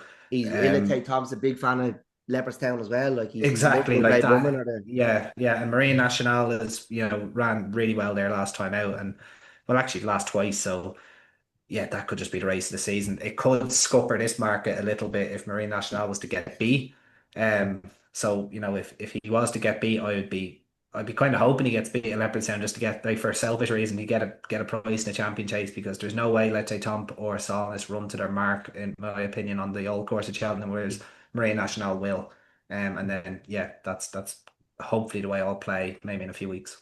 Declan? I think Ilite Tomp's going to go for the Clarence House as Clarence well. House and In Well, that's well. Look, that's I can kind of get that. It's probably it's a barrow soft grade fall, one. isn't it? Really. they're terrified, Andy. They're terrified.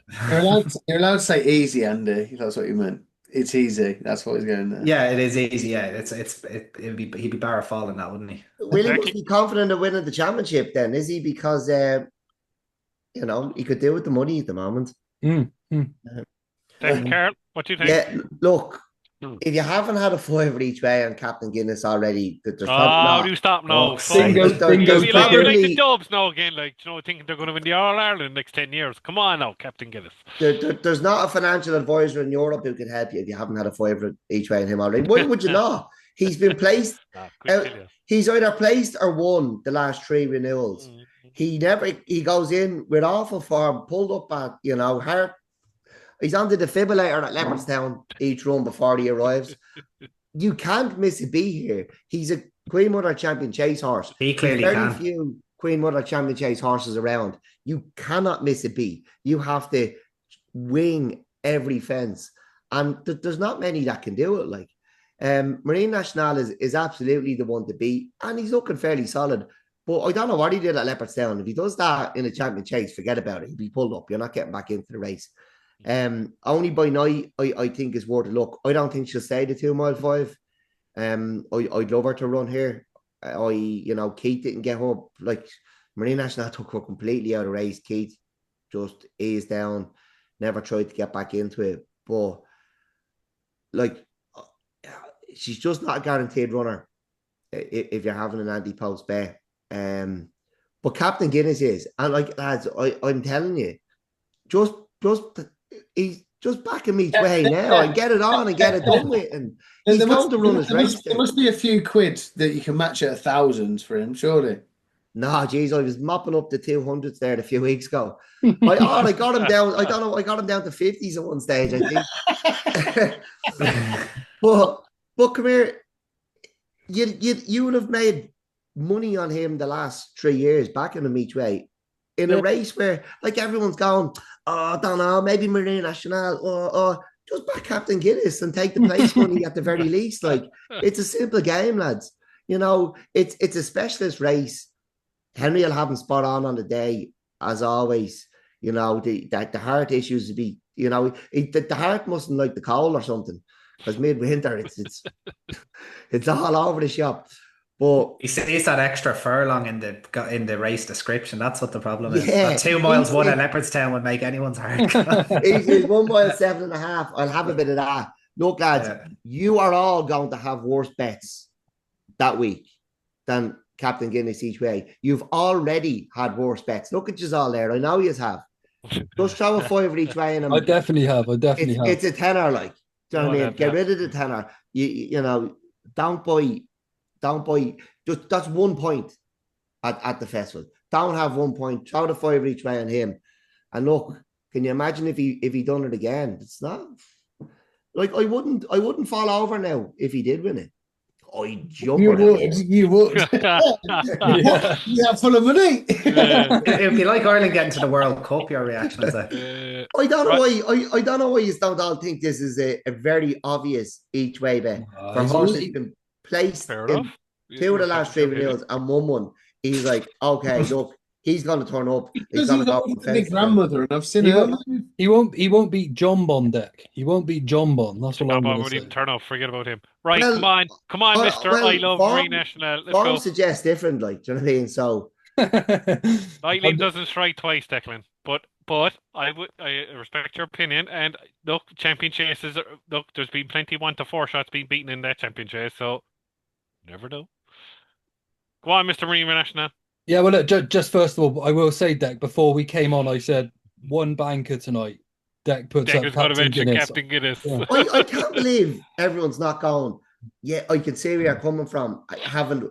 Oh Like, no, I can you see know. where you're coming from. In all seriousness, I can see where you're coming from because he likes Cheltenham. He's been there. He's done it, and he'll be prime for the day. I get it, but again, me just being obviously biased, I just think Marine's way too good for anything in this field. Like Yeah. Well, he, look, he he's not gonna. He can't make a mistake here.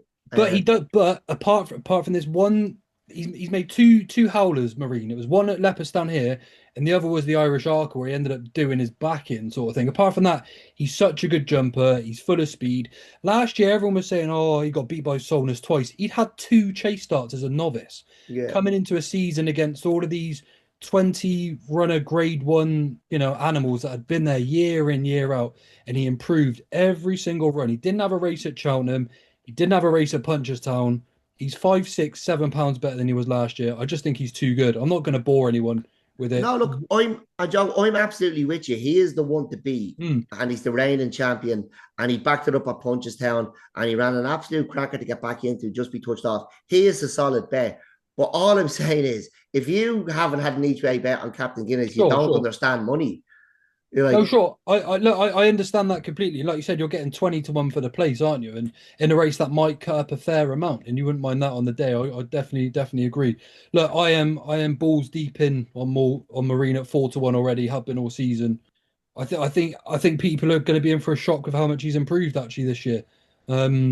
He's cooking, lads. He's cooking, and he's coming. What price would you take at Leopardstown?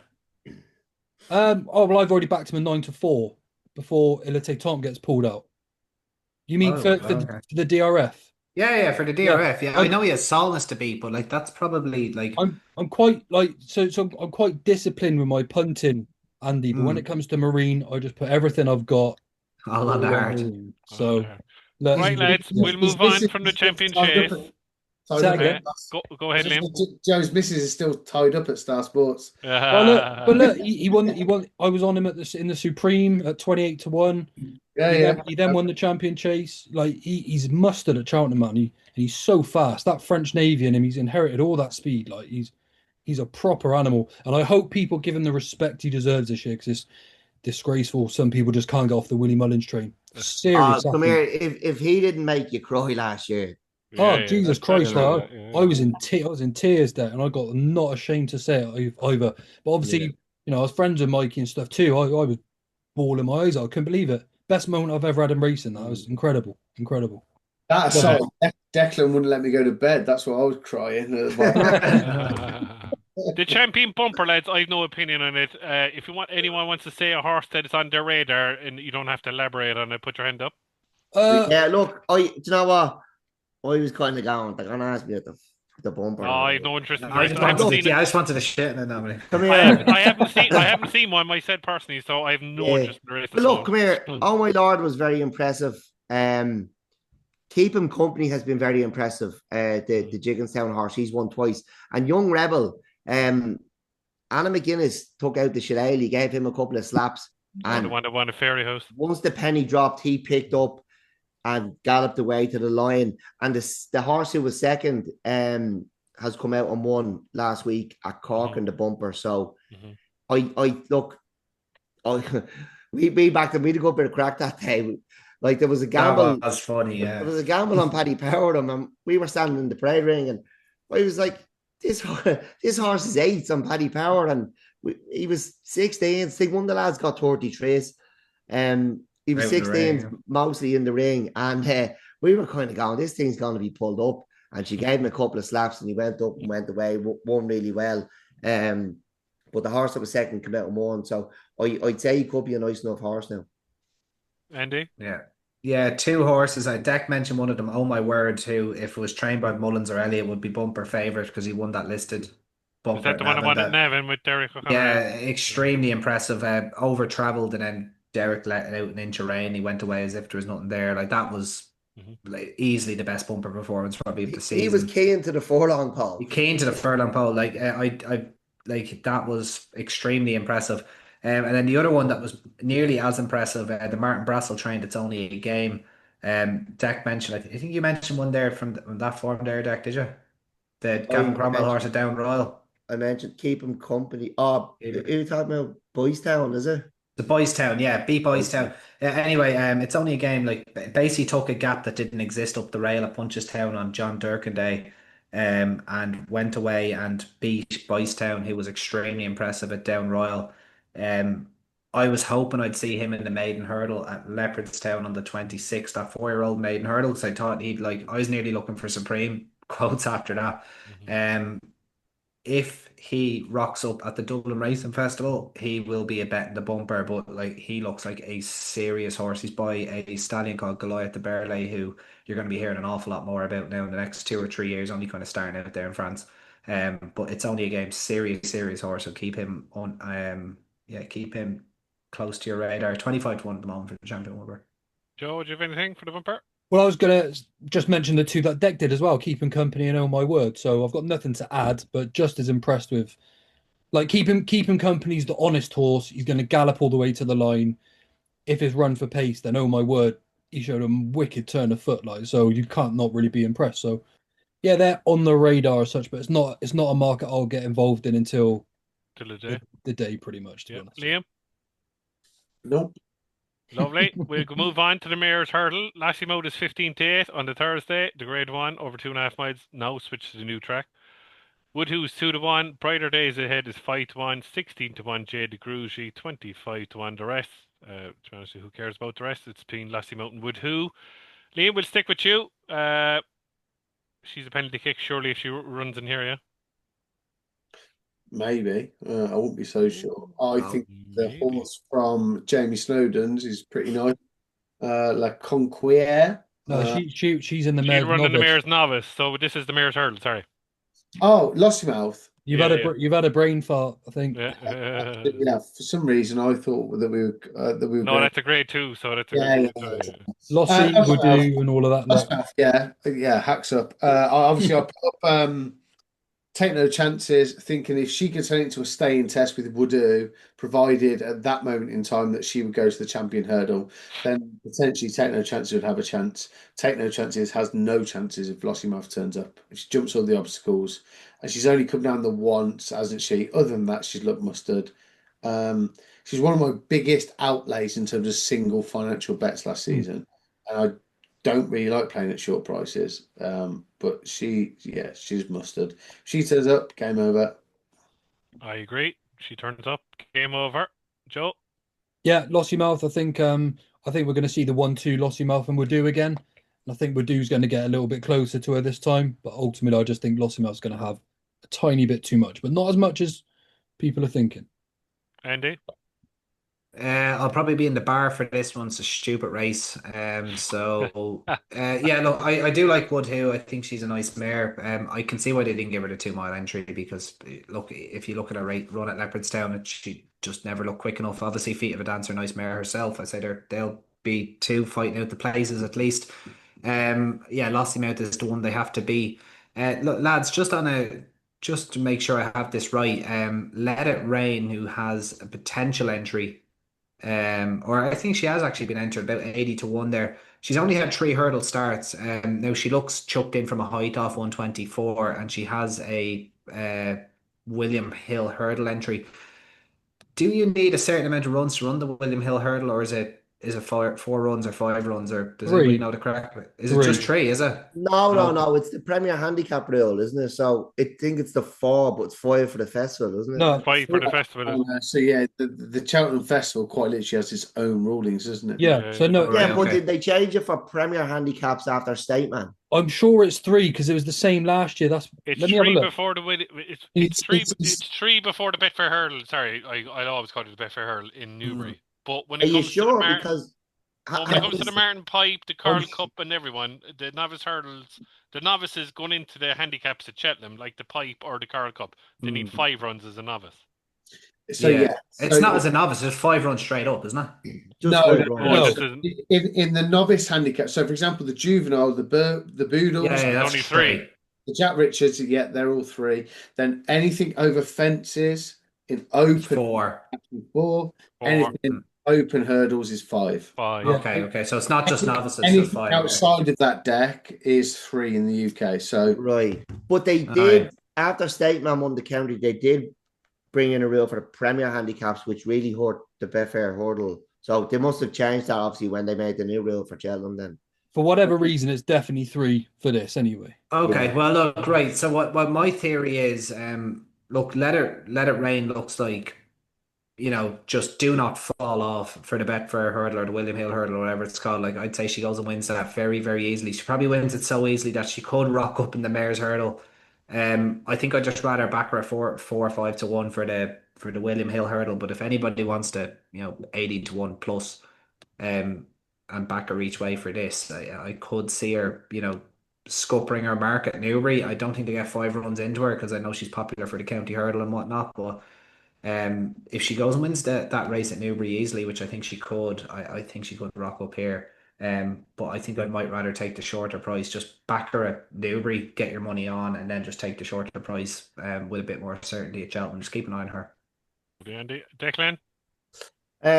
Look, as you know, it's going to be tough to beat if she does come up here, but you should never be afraid of one horse, and I'm going to have a good go at her with Feet of a Dancer. I think she's a great chance in this now. Like, she was not far off Woodoo. She's still improving. She's 7-year-old. She won the Grabel very, very impressively at Punchestown.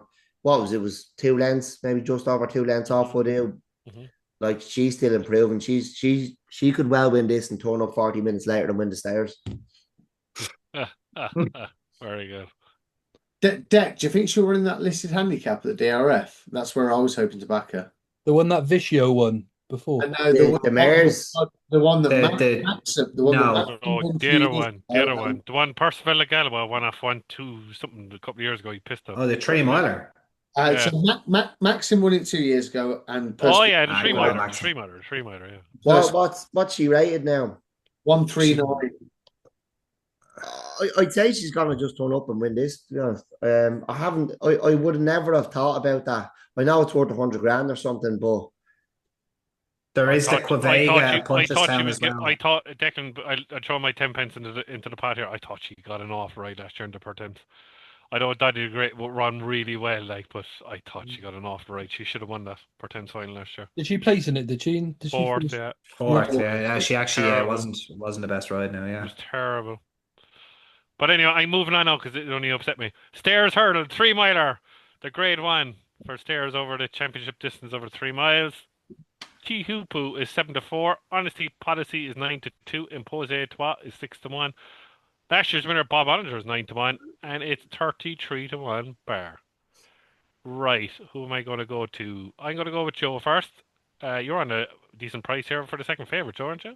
Yeah, Honesty Policy, 25-1. This is just a horse I'm a massive fan of. The fact that he went from winning a point in October, running his first race in under rules in January, and then won a grade 1 by April. You don't see that very often. And it was no fluke either, because he went to Punchestown and only went down by half a length to Jasmine DeVoe. Came out this year, obviously ran his first race in Open Company, lost his position twice and still stayed on well to just get beat by a short margin and ended up going off 11-4 favourite. Look, this is an out and out stayer and the young pretender. So I'm on at a nice price, and I'm going to stick to my guns and say he's going to be there or thereabouts. Yeah, I'm not so sure about Tia Hoopu this year for some reason. Nothing to do with what I think of the horse. Mm-hmm. I just think you've got Impose Trois, who's got a wicked turn of foot, and Honesty Policy, who seems to get better as the race goes on. I think if you're not too far behind the winner with Honesty Policy, the leader coming on that home turn, there's not many that's going to be finishing as strong. Maybe you'd want a little bit of cut in the ground, perhaps, but I can't go against him when I'm on at 25s at the moment, anyway. I'll take you on. I think there's nothing to beat Impose Trois here. Look, I said Yellow Clay earlier in the season. I was very disappointed with that horse, but I think that horse needs a fence. Declan Carroll? I think favorite answer wins this, Jamie. I got a back favorite answer Every in race. whatever race she runs in. But look, In a double like with Lassie Captain Guinness. In a double with Captain Guinness. What Trust me, Joe, you're gonna have worse bets that week than those doubles. at all. I certainly will. What's that paying even?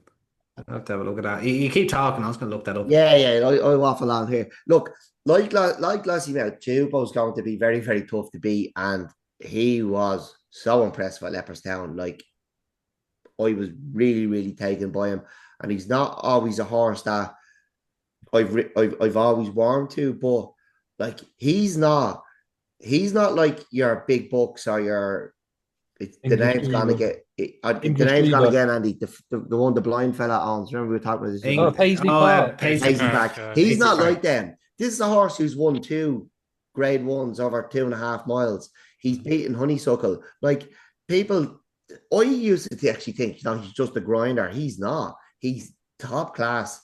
He's, to be able to none of those. Paisley Park or Big Bucks wouldn't have been able to drop back to 2.5 miles and beat a champion hurdler. Not a hope. Um, I think That's why Declan will never be better than English Reaver. But anyway, go on. He's the GOAT English Dreamer. yeah, well, look, He's not even the best grey Miley horse to win a Stayers Hurdle, though, is he? Oh, behave now. Don't Nicholas talk about Nicholas Nicholas Canyon. Canyon. He's Nicholas miles Nicholas better than Canyon was a Canyon. Morgiana winner beating No, Faheen. I got we're 3 not miles. having Forget this about it. Hold on, discussion. English Reaver won a fight in fifth now, Andy. Calm down. Calm down. English Yeah, Calm down. Dreamer. Calm down. what English did he beat in Dreamer. that fight in fifth? Yeah, It's you're the on with French that. Spurs. English Dreamer won a Go on, Stayers yeah. hurdle under three different terrible jockeys. How about that? Come on, poor O'Regan. He Go on, wouldn't so like that. Dick, sorry we interrupted you very rudely there. Yeah, Sorry. that was very rude, Jamie. Yeah, very rude. Yeah, look, Jehubo, I thought he was awesome the last day. It's hard to see past him, but he was beaten last year, which is kind of like you're really scratching your head because he went back to Punchestown on one on good ground or yielding ground. Anyway, everyone thinks he wants it as soft as he can get it. But I will take him on with Feet of a Dancer. And look, she'll probably be still drinking the champagne after winning the mares, but I think she'll still give it a good go. Look, I think she's worth in each way betting whatever race she turns in. I think she's 100 to 1 for this race.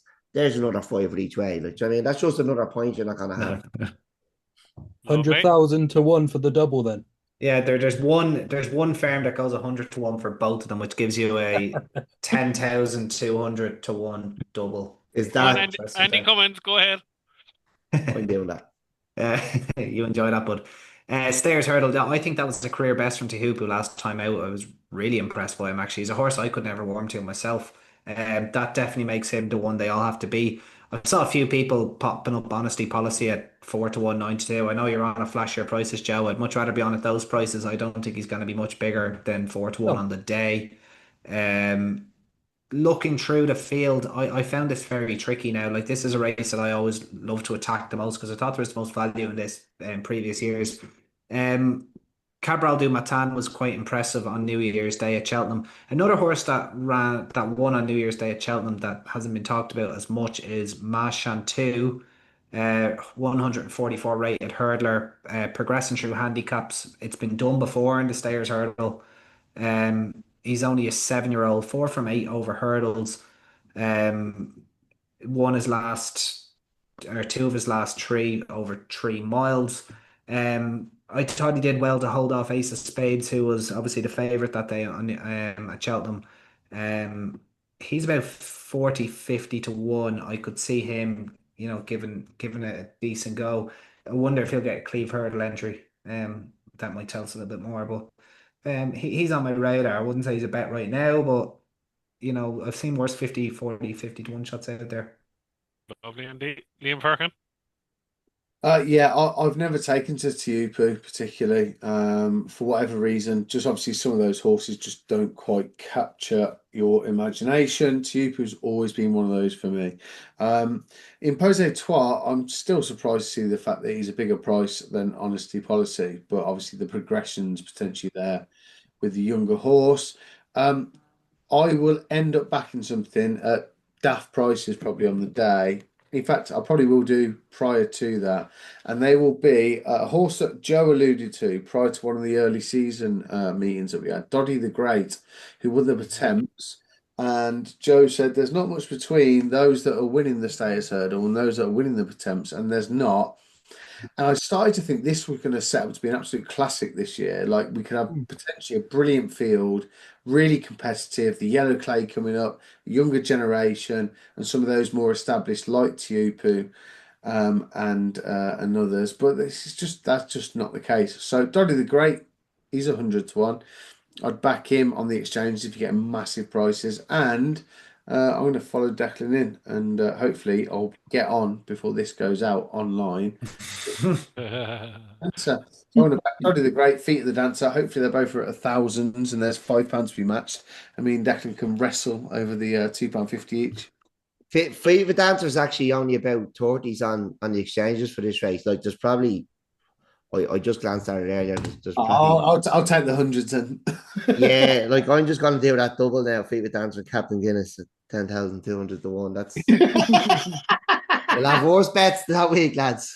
A fella from Gloucester trying to wrestle a dove. Well, a I, Kerry man I'll would have worse will bets at definitely Fairyhouse wrestle a tomorrow. dove anyway, any day of the week. But anyway, we'll move on to the Ryanair chase, the last of the grade ones on. Well, sorry, probably isn't, but it is Don't on call Ryan. that a grade one.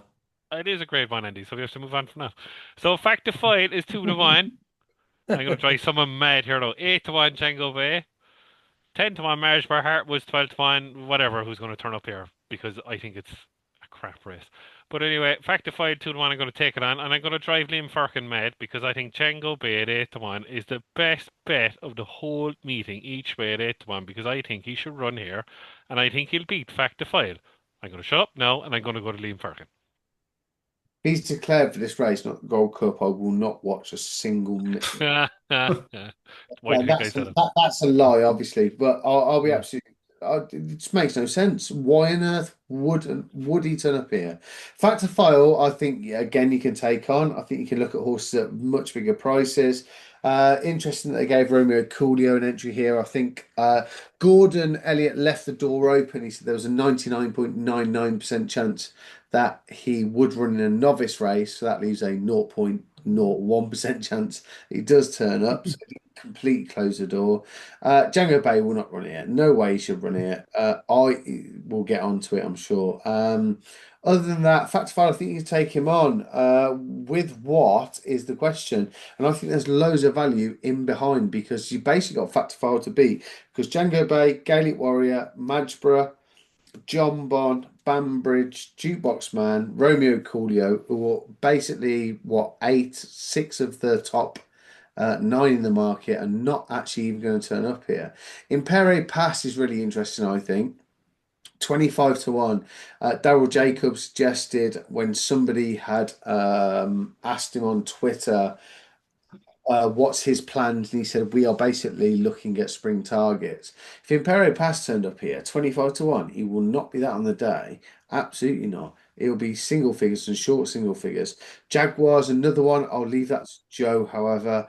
And then there's a few others. Envoi Alem would definitely be my bet in here, but he's going to try and go out on a swan song, a massive price in the Gold Cup, and why shouldn't he? There's not many horses that are going to have run and won a champion bumper, a novice race, the Ryanair, and the Gold Cup. So hopefully he can go off in a blaze of glory, providing he gets thrown out at the end and Django Bay is crowned as the Gold Cup winner. But yeah, basically, Imperial Pass is what I'd be for none. But we need to see him, Jamie, because we don't know his well-being. That's true, yeah. Django Bay wins the Ryanair. I'm going to campaign that now to drive Liam Firkin mad. Andy Cummins. The good old Ryanair. I'll hold off crapping on this race, I suppose. So you've probably heard enough of that in the Take a Pull podcast. There's a reason why the top 7 or 8 of their betting isn't going here, because they tend to run in races people actually care about. That's There all I'll you say go. about You it. couldn't help yourself, I could you, couldn't help Andy? myself. I Very couldn't good. help I like myself. it. I let myself in. No, and I do agree. If Django Boy ran here, it would be a war crime. It would be it'd be sick.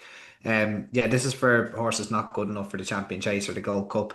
And this race has often lended itself to top handicap form, as I said, because the top horses tend to run on the Wednesday or the Friday. With that said, I think you need to have a look at the likes of Jaguar, who probably got the worst ride I've ever seen in the Caspian Caviar Gold Cup or whatever it's called these days. Um, yeah, it still baffles me how he didn't win that race, and probably not even getting a lick of the shillelagh either. Like that was, he should have won easily. All he had to do was come up the inside, but right up the outside, and it just, I don't know why John Joe decided to go inside, but yeah. Anyway, Harry Compton can sort us out maybe on the Thursday. Correct. You took the words. My next question, Andy. Can't you not wait for Harry Coffin to ride that horse? Yeah, exactly. Yeah, that and then the other one, and this is probably the slightly more exciting one because it reminds me a lot of San Calvados in this race, who probably should have beaten Min if he jumped the last. Oh, but Like I'm convinced if San Calvados got a jump at the last, he'd have beaten Min. Matata, who has been applying his trade over 2 miles for basically his whole career, a good old favourite of mine, but extremely unexposed at 2.5 miles, has a liking for Cheltenham, mhm. has never really performed at Aintree. Like he tried 2.5 miles at Aintree last year, was well beaten by John Bon. Tried it as a novice, was beaten by I think it was El Fabiolo. And then he tried the novice chase. He was tailed off behind, found a 50. So you can just kind of scratch away his entry form. I know he's only beaten Il Ridotto, but the big thing here is he carried 11 stone 12, and people always forget about weight, especially in this race. We've seen handicappers running this race while so many times. Bulk of the Flow won it after winning a Galway chase. Like ASO, another reason why this race is nonsense, was second in this race. Who else was there? St. Calvados, who I just mentioned, ran a blinder. Like this race often lends itself to top handicap form because there's a 2.5 mile handicap chase around this track, like basically at every meeting. Matata has a standout piece of form now, and he's going to get overlooked. He's going to be whatever price you want on the day. Um, and if the Twist and Davis clan can just not run him, if they can just, keep him like slightly fresh, come here, giving him a little bit of a break, if they can help themselves, he'd have a really, really good chance, and he'll run a lot better than people think. Lovely, Andy. It's a great show because he's rated in the 160s, isn't he? So he Mm, definitely have a chance. yeah. Yeah, 100%. Yeah. Joe. I'm with Andy, a big fan of Jaguar. Yeah, I was talking to, don't know if I mentioned it to you both earlier, if I mentioned it to Liam, but I think the plan is that they're going to go to Trials Day for the 100 grand handicap and then go to the Ryanair. Of course, he won last year's plate. I think he won 3 of his last 4 starts last season. 2 of them came at Cheltenham in good fashion. And then, of course, he was third in the Paddy Power this season. He didn't really run his race until late on as well. He jumped a little bit poorly whilst being keen. He was then short of room, sort of 2, 3 furlongs out, then managed to find a gap and stayed on really well. It's a bit of an interesting race to Ryanair this year on the basis that everyone's talking about how competitive the Gold Cup's going to be.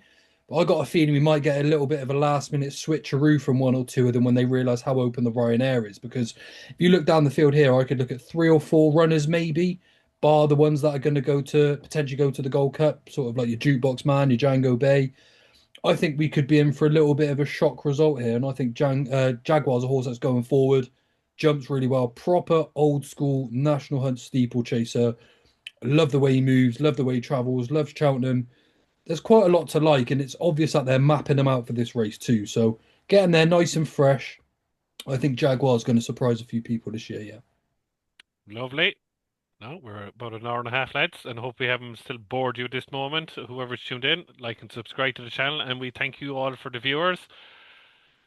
Right, we'll move on to last 3 grade 1s on the Friday. You don't want my opinion What? because Yeah, but you were just going Declan, my apologies. I didn't go into it. Sorry, my apologies. Go ahead. feet of a I dancer. thought you just knew I didn't have one. Think the Um, answer. Think the answer. yeah, look, Sorry, Declan. I tell you about Okay. this race, Tell right? us what you think about the Ryanair, Tell Dex, us, because that's I you've tell you only been what, on for an hour and a half. Get it off your chest. Go on. I'll Go be on. quick here, right? This time last year, the winner of the race was going for the Gold Cup still. It wasn't until he didn't stay in the Irish Gold Cup True, that yeah. they switched for this. Nobody has ever bred a Ryanair horse ever in the history of of horses. Nobody has ever, and nobody has ever set out at the start of the season to say, "I'm going to win a Ryanair." You fall in here by accident. The race can be run two ways. Like we've You seen, two like really don't like this, do you? You don't really don't like the with Ryanair. Allaho, in fact, the foil, they made it a test and it turned into a stamina test. But before that, the race, it was won by 2 milers. I like Andy's way into here with Matata. It can be won by 2 milers stepping up in trip because they start in the middle of the course, a bit like the Turners at times, start in the middle of the course and they go really, really steady and they have to climb the whole way up the straight before they head out into the country and it can turn into a bit of a dash. Like we've seen a lot of, well, like even Allaho was Mean had a lot of underso. pace. Meaning underso, Andy. Yeah, Sorry, Declan. Meaning yeah, underso. yeah. I mean, on the score, like there's more. Like Frodon was a 2 miler. Like, do you know what I mean? I know one of King George. He did step up and trip as time went on, but like you can it's speed over stamina if unless you have an Allaho or the Factor foil who's going out, go out and make this a test. So I've no opinion on this race until the trainers decide that they have to run in this race because they're not Until good it's enough. over. Yeah. No, but you know what I mean? But until we see, right, is somebody going to go out and make this a test?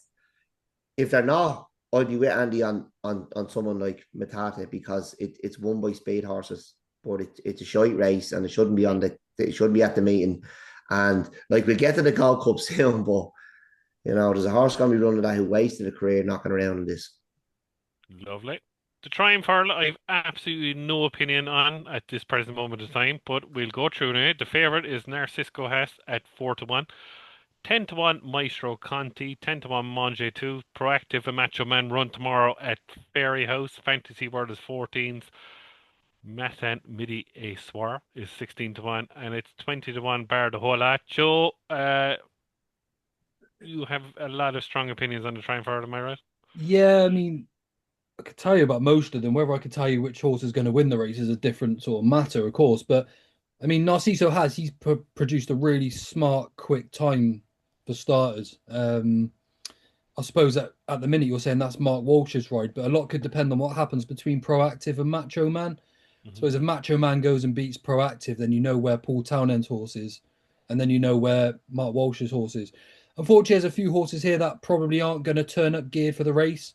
The best horse on form so far is actually Matan Midier Soir, but he obviously comes from France and we haven't actually seen him yet. Now, we are actually going to see him in the next couple of weeks, but they're not really heavily campaigning him for a triumph this year. They've made it quite apparent that they're going to be campaigning him for next year, a horse that's going to be a better novice. Leopard de Burle as well. He's probably the best juvenile around, but he's staying in France too. So, I mean, look, rather than ranting on about all of them, the way I see it, I'm hoping that Macho Man can beat Proactive. And then you've got the Mullins 1-2 there where Narciso has and Macho Man. Because I don't think it's going to be a case like Madgeborough, where we see one run at the Triumph Hurdle and then sort of go on and reverse the form of whoever he's second to or third, should we say, there. So, look, it's difficult, isn't it? But I think Proactive and Narciso has a Macho Man are the ones that you have to be with because looking at the profiles of the others, there aren't many that tally up with the sort of race from what I can see anyway. Declan?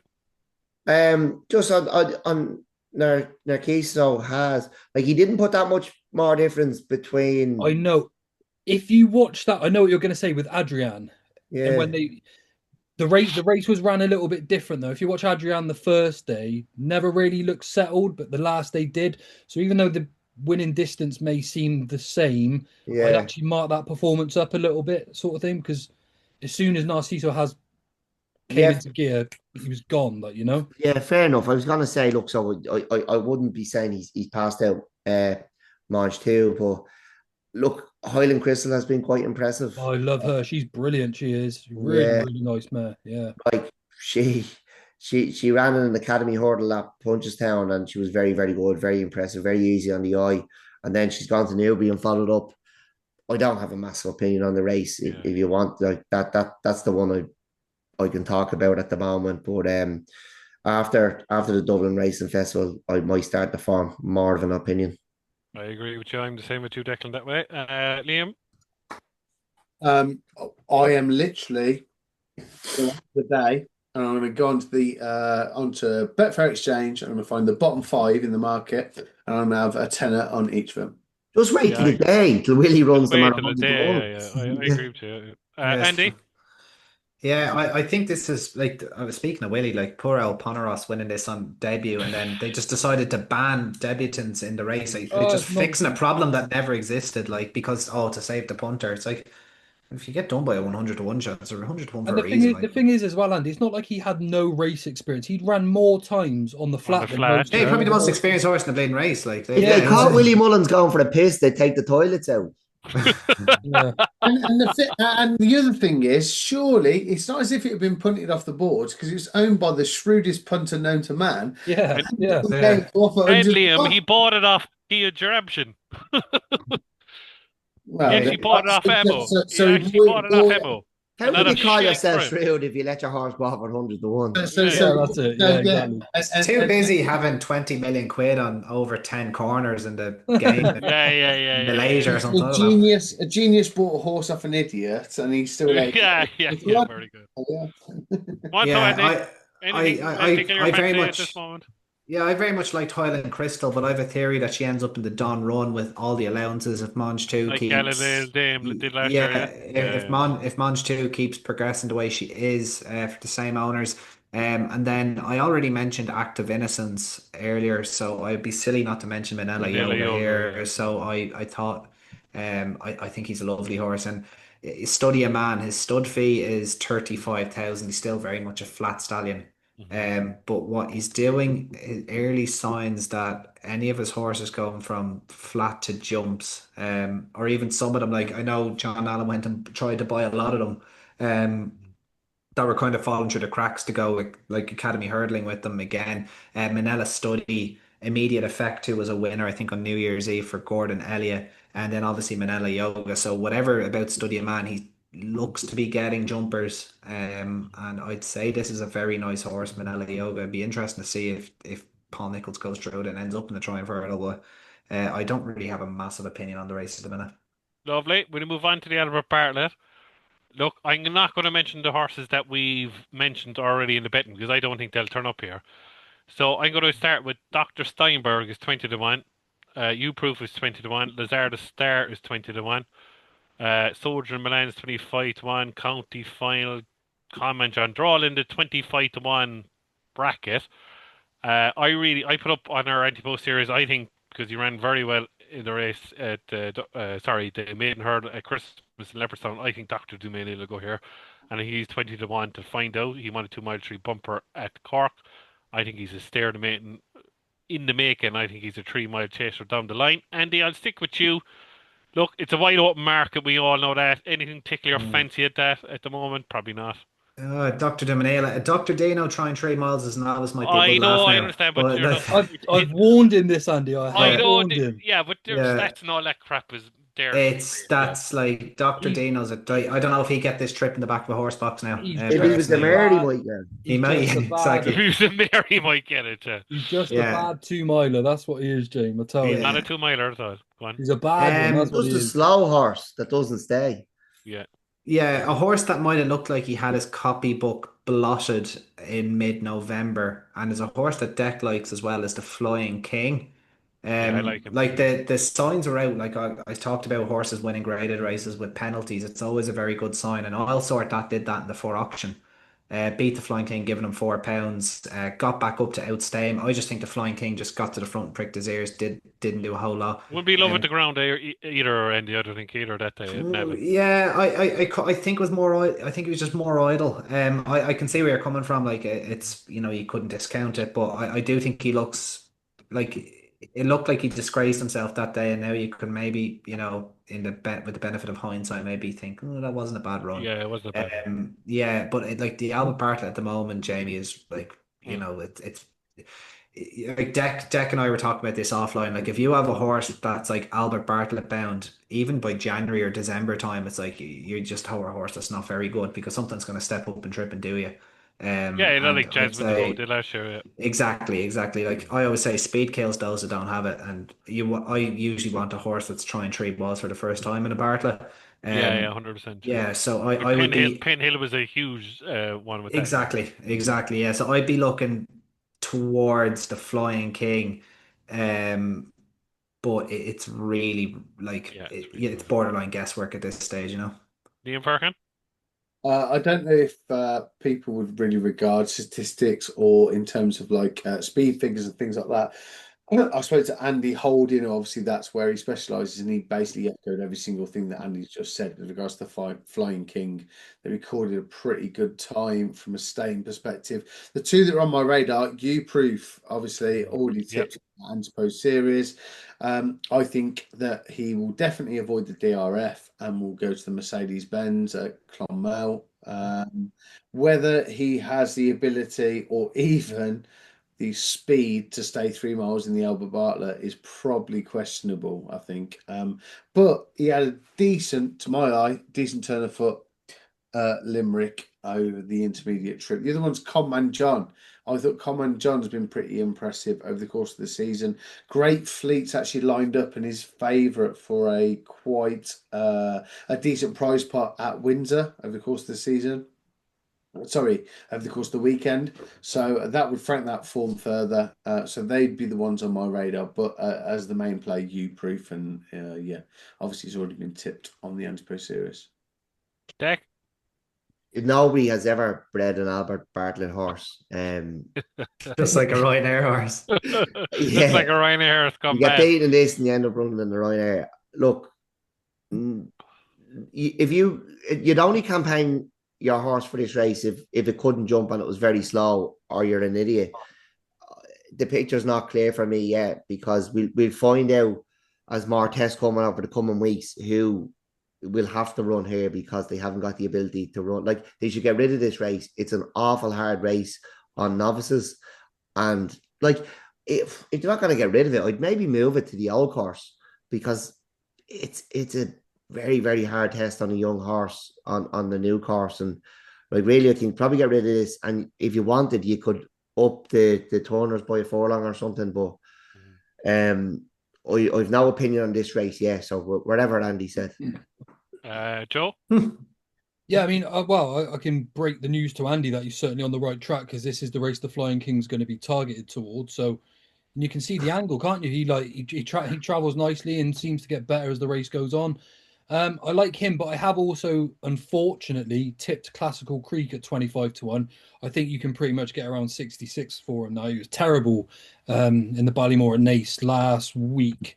But he didn't obviously run his race that day. We saw he was much better the last time. So I wouldn't want to really give up on him in a race like this, but I don't have a strong opinion outside of Classical Creek, really. You don't want to Go ahead, travel sorry, like Declan. Yeah. yeah, you don't want to travel like a travelly thing in this race because you won't get No. home. You might burn out a little bit potentially, but Yeah, you won't and get home he's if been you. quite forward ridden as well. It might be a bit of a negative, maybe. So yeah, Right, we finally got there to the Cheltenham Gold Cup, the blue ribbon of all National Hunt Racing fans. And my God, would you ever see the day that the favourite was 6-1 in Gallop in the Champ for the Gold Cup? 7-1 Django Bay, 7-1 I Know the Way You're Thinking, 8-1 the Jukebox Man, 10-1 Gaelic Warrior, 12-1 Grey Dawning, Haughty Calore's 14s, Affordable Fury's 20s, and it's 33-1 Bar. Declan Carroll, what's the story? I I I said this down the air like would you be overly surprised if MYLN won this race? It's No, I just wouldn't actually. Would you you? know Actually, Another I'd actually reason to say to scrap the agree with Ryanair. you. I yeah wouldn't disagree with you. just while we're kicking the shit out of Ryanair, Yeah. like he would if he went out in the Shield in a champion chase, second in the champion chase, second in the Gold Cup, he'd be a festival legend. But he's kind of an afterthought. It'd be some story if he could win it, and it is wide open. Um, you know, look, What is way we'd open? all want to see Gallopin win it. It was a great run, for his first run of the season last day. he's probably still the horse to be for me, but it's wide open. He's certainly no certainty. I'd love to see Spindleberry run here. I think she'll go Cup horse. Probably could be a penalty kick for her in the mares, but you know, another reason for getting rid of that race. After Fury, obviously, myself and Andy were talking about him since November when he won the listed race about winning the Savills, and Andy was big on him over Christmas. And Andy did a decent punt on him. I know he saw his 25-1 anti post. I think like he was toured in Albert Yeah, Bartlett, but wasn't partly he? behind Stay Yeah. Away Faye and no, he was Second, I think. second. Second. No, he was He was second. I second tell you, to Stay Away Faye. Yeah. I find myself telling the story a lot, but I backed him anti post way before Christmas for the Albert Bartlett at 14-1, Yeah. and the fella motored down the hill at 151 on the day. I didn't know what to think. But so Andy was going to make a right mug out of you. Look, he's developed into a right one, like, and you know, I've been thinking about the last couple of days, and the beauty of the Gold Cup is you just don't know how good a horse is until they go into the unknown, and then they become proper race horses. And I can see this fella only going harder and harder. I think he's a great chance. Noel Meade, you know, multiple champion trainer in Ireland, has a very, very select stable now. He's gone more, he's gone more to the flat. He's gone around the Panama Hat and the Skechers. But when he turns up in the winter at jump racing, you need to take note. Like He's he got has like Jessica Harrington, really, Declan, isn't he? but better over jumps like now at the moment. Like Yeah, I yeah, mean, yeah. he is like you could probably back him blind. You could have worse bets, lads, than backing him blind. Look, I think this horse is going to improve again. He's probably at the peak of his powers now. He's an 8-year-old. He's a good bet for this. I am Maximus if he comes here. Like the reason me and Andy were very, very strong on him for the Grand National is because he was a Gold Cup horse. and here he is finally getting his chance. Like he was second, flew up the rail second in the Gold Cup. And look, if Lecky Watson can rediscover his form, he'd have a chance, but I couldn't be confidently putting him up. Like I feel like I'm talking myself into Aphrodite Fury there.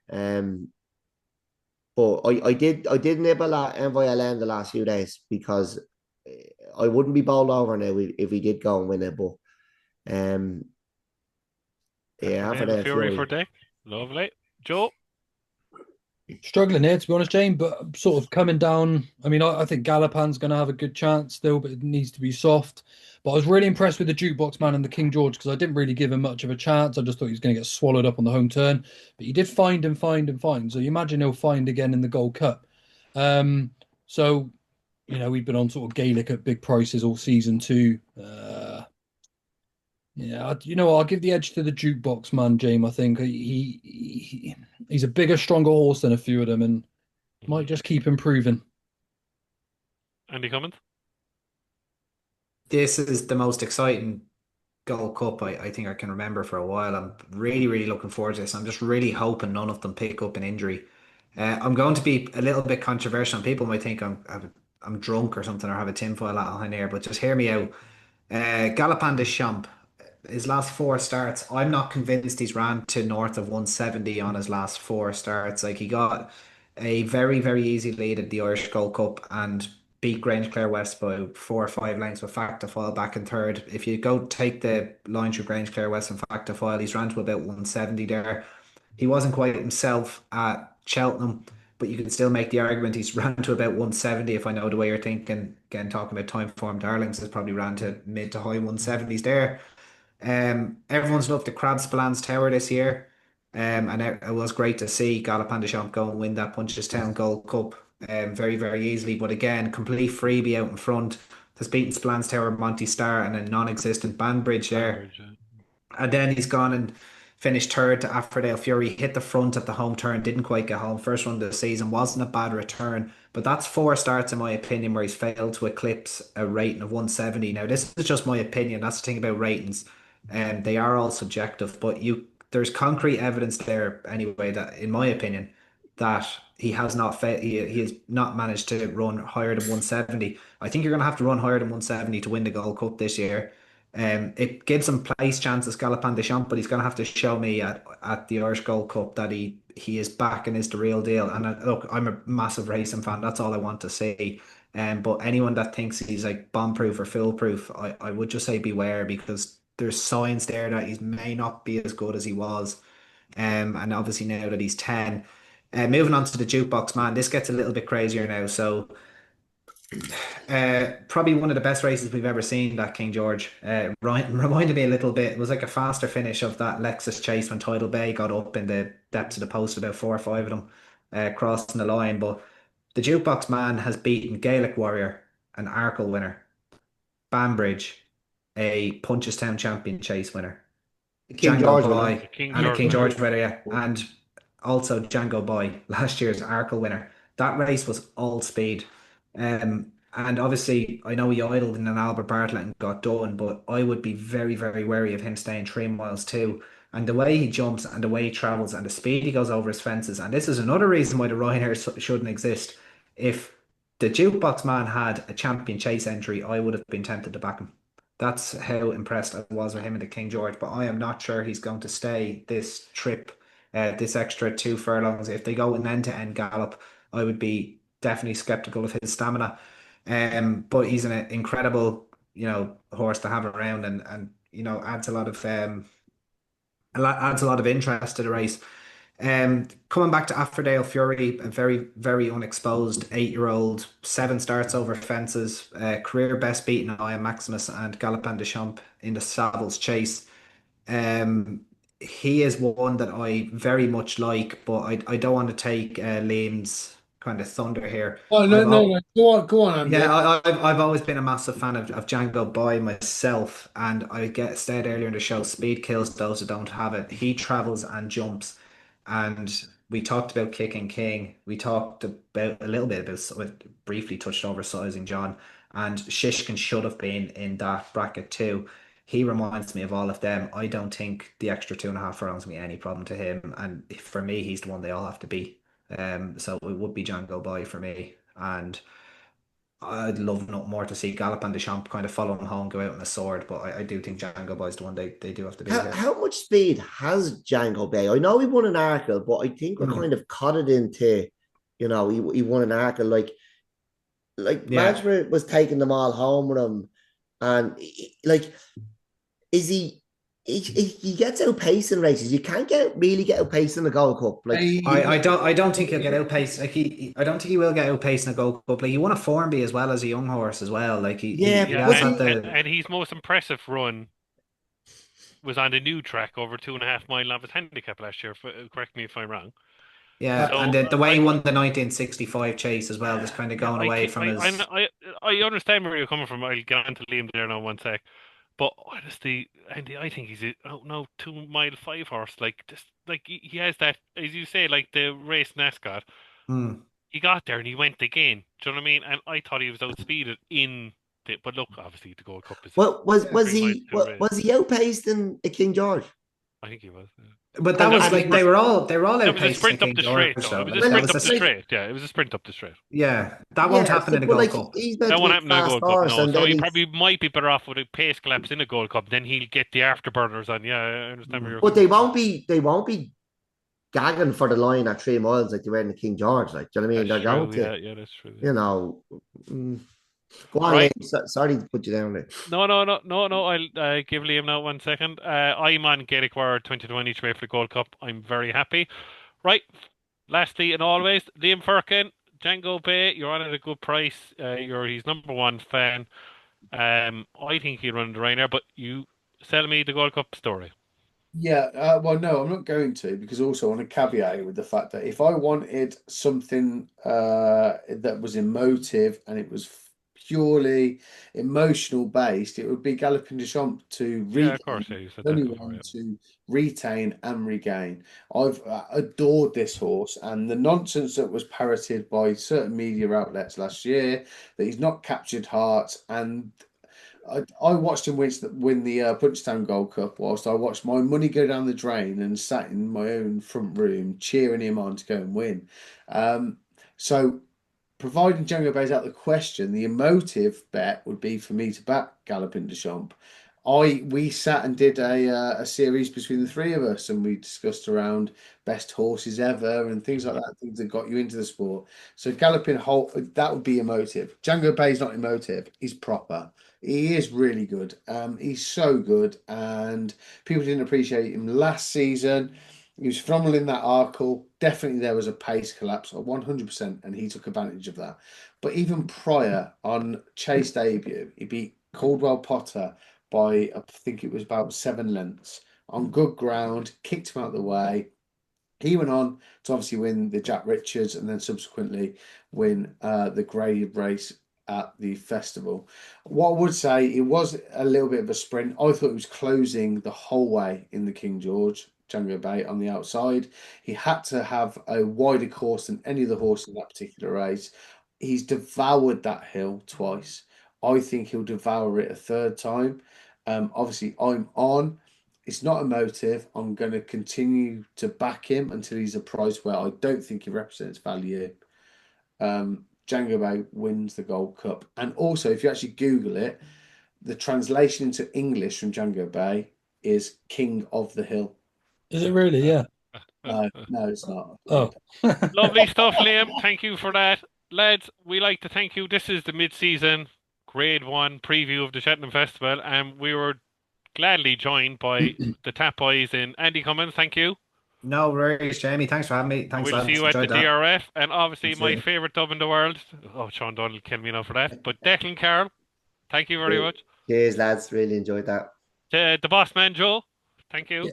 Cheers, Jamie. And yeah, look, cheers, Andy and Deck. Look, giving us a lot of time.